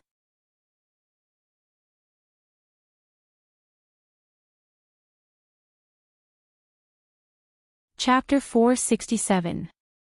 About half an hour later, Godotzi and Matthew, who couldn't wait to have sex with Wuming, went to the control room together. Why is Assassin missing? Doctor, do you know where he went? Godotzi asked Roman, who was working at the control console in the control room, when she saw that Wuming was missing. Could it be that Senior Assassin went to Chaldea alone? Matthew asked in confusion. After all, if he wasn't here, it was very likely that he had gone to other places in Chaldea. After all, Chaldea was quite big. No, he Assassin suddenly remembered something and left Chaldea. Wu Ming and Roman knew each other very well for some reason, so Wu Ming told Roman his name. Assassin left. Gadotzi said rather gloomily. Although Matthew didn't say anything, her sullen expression revealed her uneasiness. Then, Roman smiled when he saw the expressions on the two girls' faces. But Assassin told me to tell you that he will help you at the next singularity. Then, you can have a good gathering. Really? That's great. I have a lot of questions to ask Assassin, Gadotzi said happily. After all, things like the relationship with Mordred, the mysterious dragon claw, the ability to suddenly appear, the ability to appear without the help of the Holy Grail, and so on were all very attractive to Gude. Not only that, but Gadotzi also paid more attention to the super-mysterious identity of Wu Ming after meeting Stheno on the invisible island of the second singularity and Euriley on the third singularity. Of course, this was also closely related to the deep impression that Wu Ming left on Gadotzi in Winterwood. Strictly speaking, Wu Ming was the first servant that Gadotzi had ever met that was gentle, reliable, powerful, and wise, unlike any other servants. Like a big brother next door, Wu Ming constantly attracted Gadotzi's attention. Since that's the case, let's quickly start the strategy for the fifth singularity. I'm ready, Gadotzi said in high spirits. You're so motivated. Roman was surprised. Matthew also looked at Gadotzi in confusion. Although Gadotzi usually didn't hate the strategy for singularities, she didn't like it either. It was the first time that Matthew saw his senior so motivated. After all, we met Assassin Gadotzi scratched her head embarrassedly. At that moment, Wu Ming's little fangirl was born. Although you're ready to attack the next singularity, unfortunately, we haven't completely locked on to the next singularity, so we'll have to wait a little longer. Roman and the other staff members were also very concerned about the singularity. After all, it was the future of mankind. However, they still hadn't fully grasped the location of the singularity. By the way, before Wu Ming left, he left some information about the next singularity. However, because it was in a hurry, the information he left behind only played a supporting role. After all, Wu Ming's method of searching for singularities was completely different from Chaldea's method. Although they were similar, they could only play a supporting role. This was also why Chaldea and the others were able to lock on to the fifth singularity so quickly as soon as Gadotzi returned from the fourth singularity. By the way, you didn't disturb the director, right? Roman asked quietly. Gadotzi quickly waved her hand. No, after all, the director just started, what's the word again? Yes, she's in seclusion. We didn't disturb her. Yeah. Matthew nodded. This allowed Roman to breathe a sigh of relief. Ever since Olga Marie returned to Chaldea, she had assumed the position of director and was in charge of the overall situation. However, it seemed like the heavens were playing a joke on her. After returning to Chaldea, Olga Marie was unable to perform the race shift. This made her, who was preparing to go to the first singularity with Gadotzi, stay in the frame like a fool after the race shift was performed. In addition, although Pamilia was not very obedient, at least she was helpful to Gadotzi and the others in attacking singularities. Therefore, Olga Marie decided to let her follow Gadotzi, while she stayed in Chaldea to command. But after a long time, Olga Marie found that Roman was completely capable of taking over her position, and there was also the second servant summoned by Chaldea to assist him. Therefore, Olga Marie decided to study the third method. She had nothing to do, and the third method was close at hand. Olga Marie was not a pedantic person, so she did not hesitate and directly began to study the third method. She had no choice but to study it. Otherwise, she could only be the spirit behind the Holy Grail, unable to escape for the rest of her life. Since then, Olga Marie would go into seclusion from time to time to study the third method. Coincidentally, a few days ago, Olga Marie just went into seclusion, and now, Wuming came to Chaldea. The director is very persistent about assassin, Sama. If she knew that assassin, Sama came to Chaldea, I don't know what the director would do. Matthew said embarrassedly. One had to know that Sundar's temper tantrums came without warning. Olga Marie had lost her temper several times because of her dreams about Wuming and her dissatisfaction with Pamilia. Basically, Gadotzi and Matthew were in the singularity, so only Roman suffered, which made Roman have a headache. It was a sad story. It's better not to tell her, you're right, yeah. While Roman and the others were chatting, Wuming encountered a small situation. At the door of the root, his home, Wuming looked at the entrance of the root where a lot of black mud had poured in, and there were still countless black mud outside. He was unusually depressed. He had only left for a short while.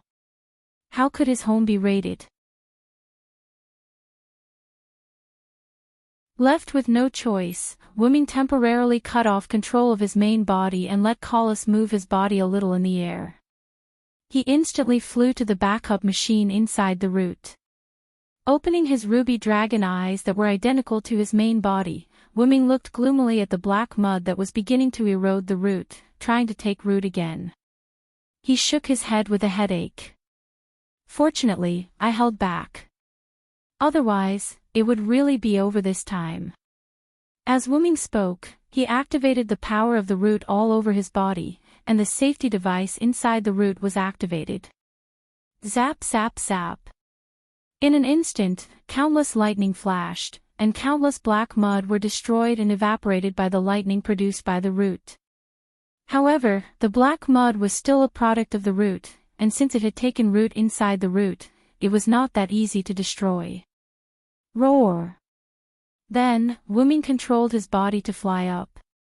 His whole body emitted the lightning of salvation mixed with the power of the root, and kept sweeping away the black mud of the root. The black mud of the root was not to be trifled with either. It immediately turned into huge waves that swept toward Wuming. Even Wuming had to take these two attacks seriously. I'll definitely guard my home obediently from now on. After muttering in his heart, Wuming seemed to have made an important decision. Using the power of the root and lightning all over his body, Wuming charged into the waves of black mud and exploded. Boom! The explosion affected all the black mud inside the root. Even the root, which did not have a fixed form, seemed to be shaking. That's right, Wuming self-destructed. With the thought of, you're ruthless, I hate you more, Wuming directly used himself as the starting point to detonate the lightning of salvation mix with the power of the root, completely washing away the black mud of the root. The entire root seemed to have been washed clean by Wuming's self-destruction, and looked very clean. Even the entrance of the root was blown open by the explosion. At this moment, Wuming's main body in the outside world opened his eyes, flapped his wings, and flew into the root before the black mud of the root could reassemble.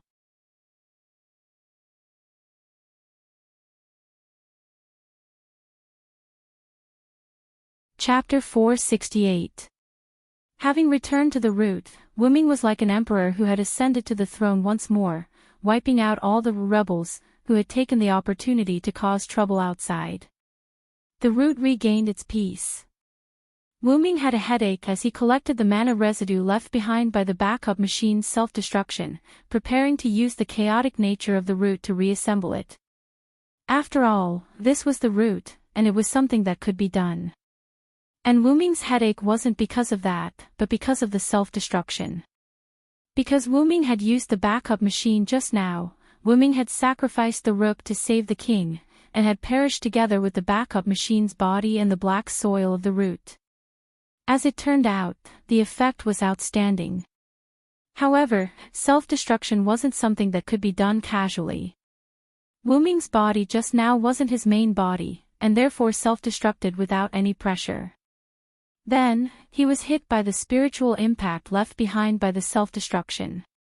In all kinds of novels, TV shows, movies, and anime, people would see all kinds of people self-destructing. Some were villains who self-destructed, some were supporting characters who self-destructed to protect the main character, and some were protagonists who self-destructed to kill the big boss. Basically, the result was death. Even if there were resurrections, those who self-destructed would be as spirited as gods because of the invincibility buff they received when they were resurrected. However, Wu-Ming had just used the backup machine's body to self-destruct, and then switched back to his main body to attack the black soil of the root that had revived from the ashes. Therefore, Wu-Ming suffered a spiritual backlash after the attack. I'm guessing that guy must have tipped off the black soil. Otherwise, how could it be so coincidental? Wu-Ming held his head with his dragon claw in discomfort as he continued to collect the residue of his backup machine. The guy that Wu-Ming was talking about was the Magic King, who had indeed said, "You actually came here with your main body." It was probably then that he had informed the black soil of the root, and that was when the mindless black soil of the root attacked. As expected, that guy is the real enemy, Wu-Ming said with a serious expression. His previous enemies were all affected by the black soil of the root, and were killed by Wu-Ming as if they had lost their minds. But this time, the Magic King suppressed the spiritual corruption brought by the black soil of the root, and could even affect the black soil of the root to a small extent. If he could really command the black soil of the root, Wu-Ming's nest would have been conquered by the black soil of the root, and Wu-Ming would not have to come back to save the situation. In short, the Magic King was Wu-Ming's strongest enemy. Wu-Ming, ouch, ouch, ouch. Wu-Ming's, his dragons, and his dragon mouth, and again, to hold his head, to his head. The black soil, the root, the root, the root, the root, the root to the root, the root, the goddess he Wu-Ming the magic root, the black, the god of the root, the root. Of the root, the root, the root, the root W. The of the root, the root, the root. His hands did not stop moving. Wu-Ming continued to fiddle with his backup computer. But, since I'm ready for this feast at Hongmen, if I don't do it properly, I'll be sorry for my identity. As if he thought of something, Wu-Ming smiled joyfully. Fifth Singularity, United States. On the streets of the capital, countless strong soldiers patrolled with long spears. Even the outskirts of the city were filled with these soldiers. If Wu-Ming was here, he would have covered his face in embarrassment. Because these soldiers looked exactly like Wu-Ming, but these soldiers seemed to have put on old makeup, and they looked like they were in their 30s or 40s. Furthermore, Wu-Ming is an eternally 18-year-old dragon of origin. How can he be old? How can he be old?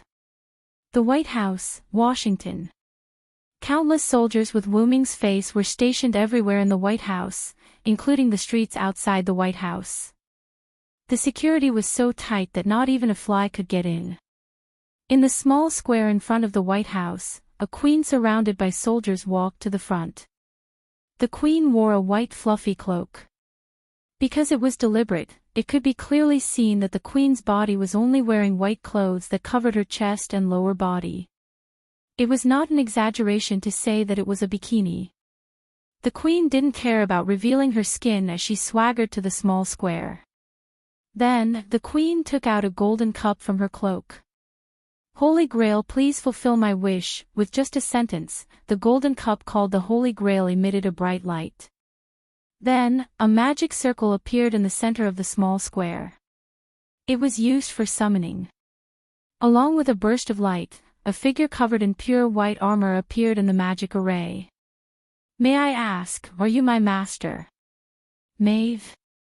The figure looked at the queen holding the Holy Grail with a slightly confused expression. Yes, my little Sai, my king, it's me, Queen Maeve smiled sweetly. Inside the White House, Wu-Ming sat on the president's throne, looking at the charming woman in his arms with a headache. That's right, that white figure was none other than Wu-Ming. Because he wanted to cheat, in addition to the Holy Grail's enticement, Wu-Ming had arrived in a pure white armor that covered even his head. Wu-Ming was inside the root. After seeing that the backup machine was almost repaired, he handed the task of repairing the backup machine and upgrading it to Collis. Meanwhile, he locked onto the Singularity's location and relied on the route to send a servant's body that he had set up in advance.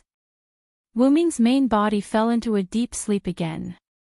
He did not dare to leave again.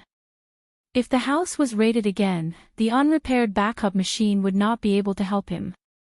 Poor Collis was assigned by Wuming to guard the house again. However, Collis was also very happy because Wuming's main body was always with her, so it was not difficult for her to accept it. Then, Wuming opened his eyes and saw Maeve, as well as soldiers with Wuming's face.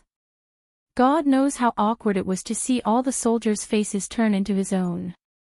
It was like going to the street and finding that everyone's face had turned into his own face. It seems like this is what it's like to have a common face. Ahem, fortunately, Wuming was wearing a helmet, so even if Maeve was in his arms, she could not see Wuming's awkward face. Wuming watched as Maeve pulled him into the room and made him sit down. Then, Wuming watched as Maeve sat in his arms, rubbed against him, and laughed happily. Only now did Wuming realize what was going on. Because Wuming was thinking about the soldiers with Wuming's face. Ahem. In fact, Wuming already knew that Maeve wanted to take him to this empty room to do something embarrassing. After all, it was Maeve, of course. Wuming, who retained his virginity, refused. In the end, she just sat in Wuming's arms and rubbed against him. Long time no see, Maeve. No matter what, it was not wrong to say hello first. Wuming and Maeve had indeed not seen each other for a long time.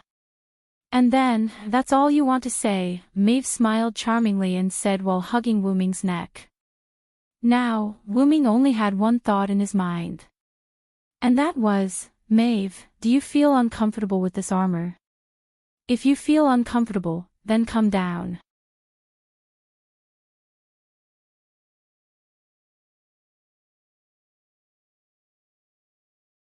Chapter 469. Of course, Wuming wouldn't say that. If he said that, with Wuming's understanding of Maeve, she would definitely answer that way. It's very uncomfortable, then little sigh, take off your armor, how about we do something with love, ahem. Back to the topic. I only traveled to a lot of places and didn't have time to go back, Wuming said seriously. Oh, is that so? As long as you're not fascinated by other vixens, Maeve said with a smile as if she saw through Wuming. Wuming's heart skipped a beat. If it's Leah, she's not a vixen, she has the blood of the red dragon, but now, little Sai only belongs to me, the king who belongs to me. However, Maeve was more reasonable than Wuming thought and didn't care about other things. Let's not talk about this for now. Maeve, the source of this singularity is your holy grail, right? Can you give it to me as compensation? When everything is over, I will use the holy relic to summon you. At that time, you can do whatever you want. Wuming was now putting his virginity on the line for the singularity, and he was afraid that Maeve wouldn't agree. As the first woman who truly loved Wuming, Wuming has her own principles. She won't do anything to force a woman who loves her. It has to be said that Wuming was affected a lot when he was a Knight of the Round Table. But this was pardonable. Wuming really stayed in Camelot for a long time. Wuming came there when King Yusef was still in good health, and he was forced to leave when King Arthur unified the British Isles. If it weren't for the fact that he was a scammer in the Sumer area for a long time, Wuming would probably have taken root as a Knight of Justice.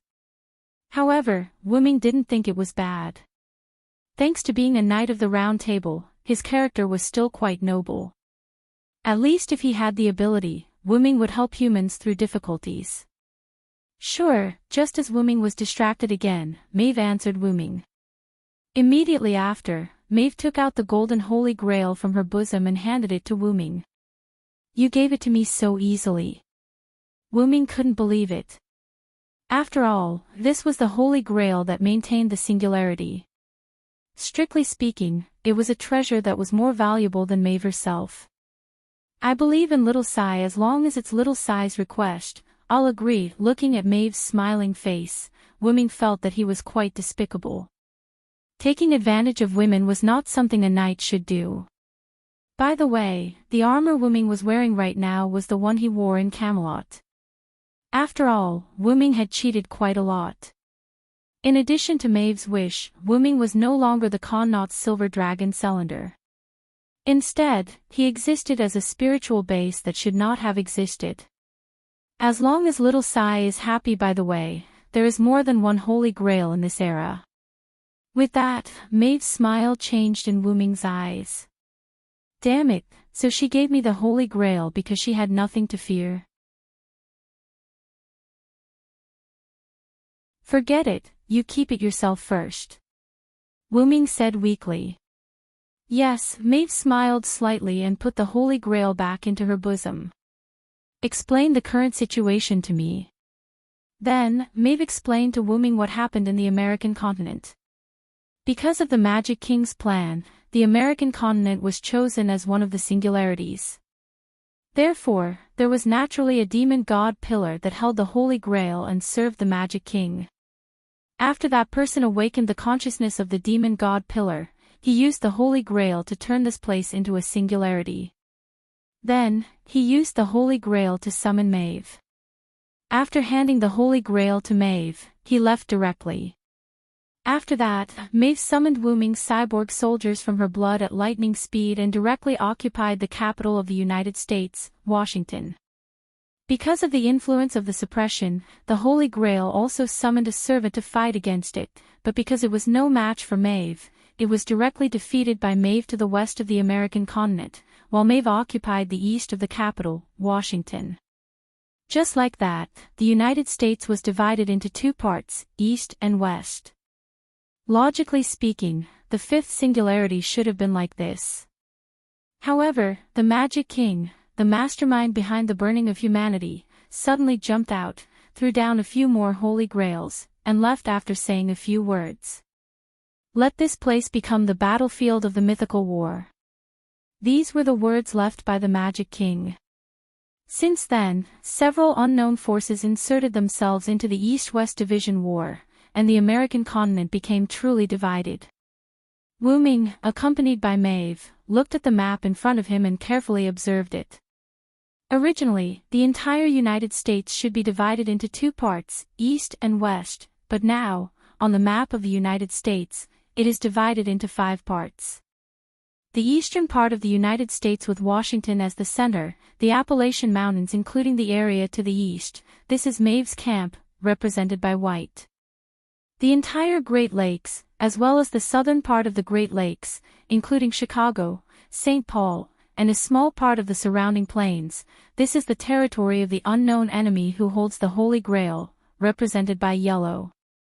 The entire Mississippi Plains, the entire plains is the territory of the unknown enemy who holds the Holy Grail, represented by red.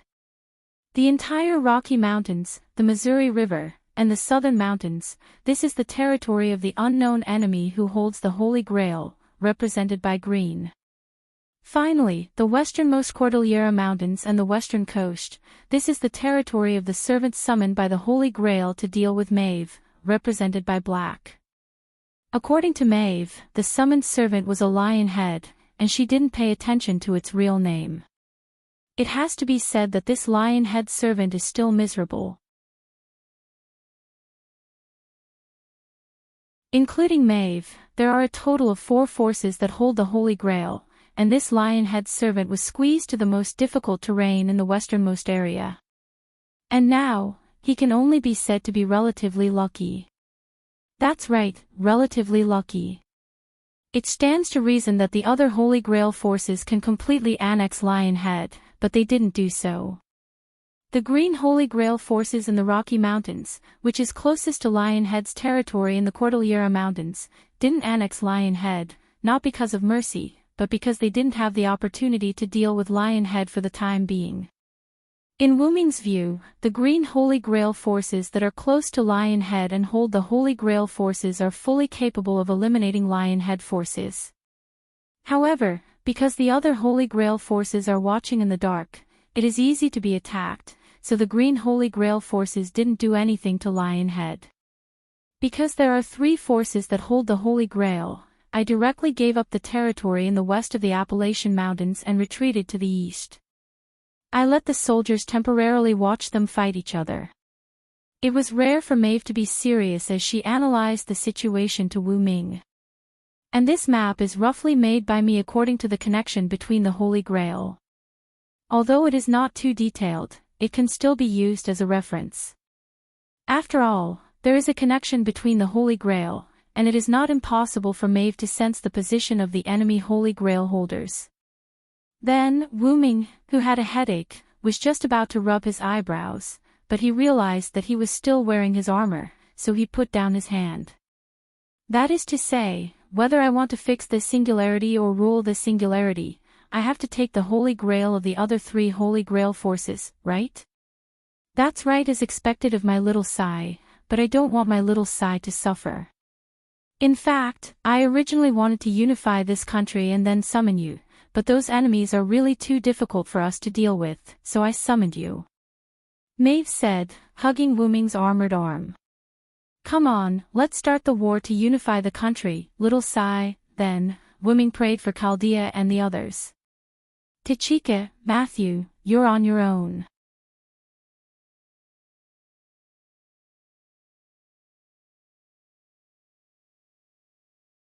Chapter 470. Although I still don't know the true identity of the enemies, I have a good understanding of them. Maeve said to Wu Ming. Maeve was the queen of Connaught, and she had more than just charm. Among them, the soldiers of the Yellow Grail are the most special. Maeve pointed to the area below the Great Lakes. Their soldiers are Dragon Fang soldiers. From the quality of their battle, there is no doubt that they are the Dragon Fang soldiers that can only be created by the magicians of the gods. However, I don't know if these Dragon Fang soldiers were created by the traitor witch. After all, Maeve had not fully understood the situation. Dragon Fang soldiers were skeleton soldiers summoned by the dragon's fangs. The reason why Maeve said whether they were created by the traitor witch was because of the magic. Legend has it that the summoning of dragon fangs was a family heirloom magic of the Greek king of Colchis. It was passed down to the princess of Colchis, Medea, who learned magic from the goddess Hecate. In the later generations, she was also known as the traitor witch. However, Demetrius was not the only one who knew how to use Dragon Fang soldiers. Wu Ming had also encountered servants who used Dragon Fang soldiers. During the War of the 14 Nights, Empress Semiramis's noble phantasm stored a large number of Dragon Fang soldiers. The number was beyond imagination. Therefore, it could not be defined based on this clue. Anyway, this Yellow Grail was related to Greece, so it was temporarily named the Greek Grail. Then, Maeve pointed her slender finger to the bottom of the American continent on the map. In the Mississippi Plains, the Grail forces there have ordinary soldiers, but if I'm not mistaken, their emblem is a mother wolf nursing a baby. After Maeve finished, Wu Ming nodded. That means, this is the army of Rome. The founder of Rome, Romulus, was raised by a mother wolf. Legend has it that the emblem of Rome at that time was a mother wolf nursing a baby. That's right, I still know about Rome. After all, Rome was established much earlier than Maeve's era. Even Maeve had a general understanding of the situation on the other side of the coast. However, I don't know which emperor it is. Maeve smiled. She did not care about this, and then she hugged Wu Ming again. In her opinion, as long as her king was here, all enemies were nothing. Ahem. Let's call this force the Rome force for now. What about this place? Wu Ming coughed, then pointed to the Rocky Mountains and the eastern mountainous area. This was the third Holy Grail force. What are you talking about? There are no soldiers. My Fu loosened her grip on Wu Ming's arm and continued to explain. Due to the distance, although I don't know which faction it is, I can still sense it through the connection between the Holy Grails. After a slight pause, Maeve continued. In addition to the fact that the other two factions didn't take over the mountain range, this third faction, the Holy Grail faction, took over the mountain range that no one cared about. Maeve's army was merely observing from the top of the Appalachian Mountains. They did not have a deep understanding of the situation. He was lucky to be able to see the dragon-toothed soldiers and the Roman emblem. That's because only these two forces are constantly fighting in the northern part of the Mississippi Plains. No matter if it's Lionhead's native forces in the United States, the third additional Holy Grail force in the Green Area, or our Celtic forces, none of them have made any moves. In other words, it's now a turf war between the Greeks and Romans. After digesting this information, Wuming said helplessly. This is really a mythical war now. Celtic, Greece, Rome, the United States, and an unknown force. There was no doubt that these were all surprises brought by the Magic King for Wuming, surprises that gave Wuming a headache. But, I'm a cheating player, Magic King. Then, Wuming issued an order. That's it for the time being, Maeve. Our side will stay in the eastern part of the American continent. Yes, my king. Now, Wuming was really like a king, and Maeve, the queen, began to listen to him. Then, I'll go meet the Greek and Roman soldiers first. You stay here and watch over our home. With that, Wuming picked Maeve up and placed her on the seat. He then strode out of the room, leaving Maeve alone in the room. It doesn't matter if he's not the Mad King. The Holy King Sai is really handsome, our home. Yeah, just like that, the seductive and wanton queen turned into a shy young girl who was yearning for love. In the corridor, Wuming walked without saying a word. In order to maintain his dignity, Wuming used the corner of his eyes to look at the soldiers with his face guarding the corridor and felt a sense of powerlessness. Why did I believe her in the first place? Wuming whispered in a voice that only he could hear. What Wuming was talking about was naturally the time when he gave Maeve his blood essence to create the cyborgs. But even so, Wuming also led this group of cyborgs into battle. I didn't feel ashamed at the time.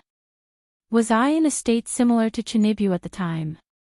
Shaking his head in his heart, Wuming gave up thinking about nonsense. When he walked to the gate of the White House, Wuming waved his arm, and a blood-red cloak appeared behind the pure white holy armor. The blood-red cloak matched with the holy armor, but it did not become dirty. Instead, it highlighted Wuming's holiness even more. Farewell, Holy King. Suddenly, all the Celtic soldiers with Wuming's face knelt down and roared at Wuming. Wuming was startled. What the hell is with this roar? It's as if they want to beat up Wuming. I can only say that they are indeed Celts. However, for the sake of his dignity, Wuming did not show any surprise. Wuming responded indifferently.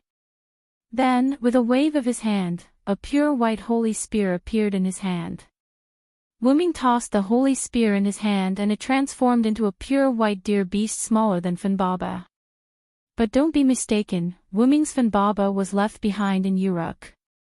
This was only because Wuming transformed the holy spear in his current state.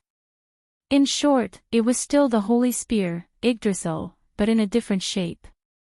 Woo! The deer beast lightly responded, and Wuming immediately jumped onto the deer beast's back. Wuming, who was wearing armor, looked extremely suitable riding on the deer beast that was much smaller than Funbaba. After all, this was the mount that Wuming transformed into himself, so it was definitely suitable. Woo! The deer beast responded softly again and carried Wuming into the distance. That was the location of the Appalachian Mountains.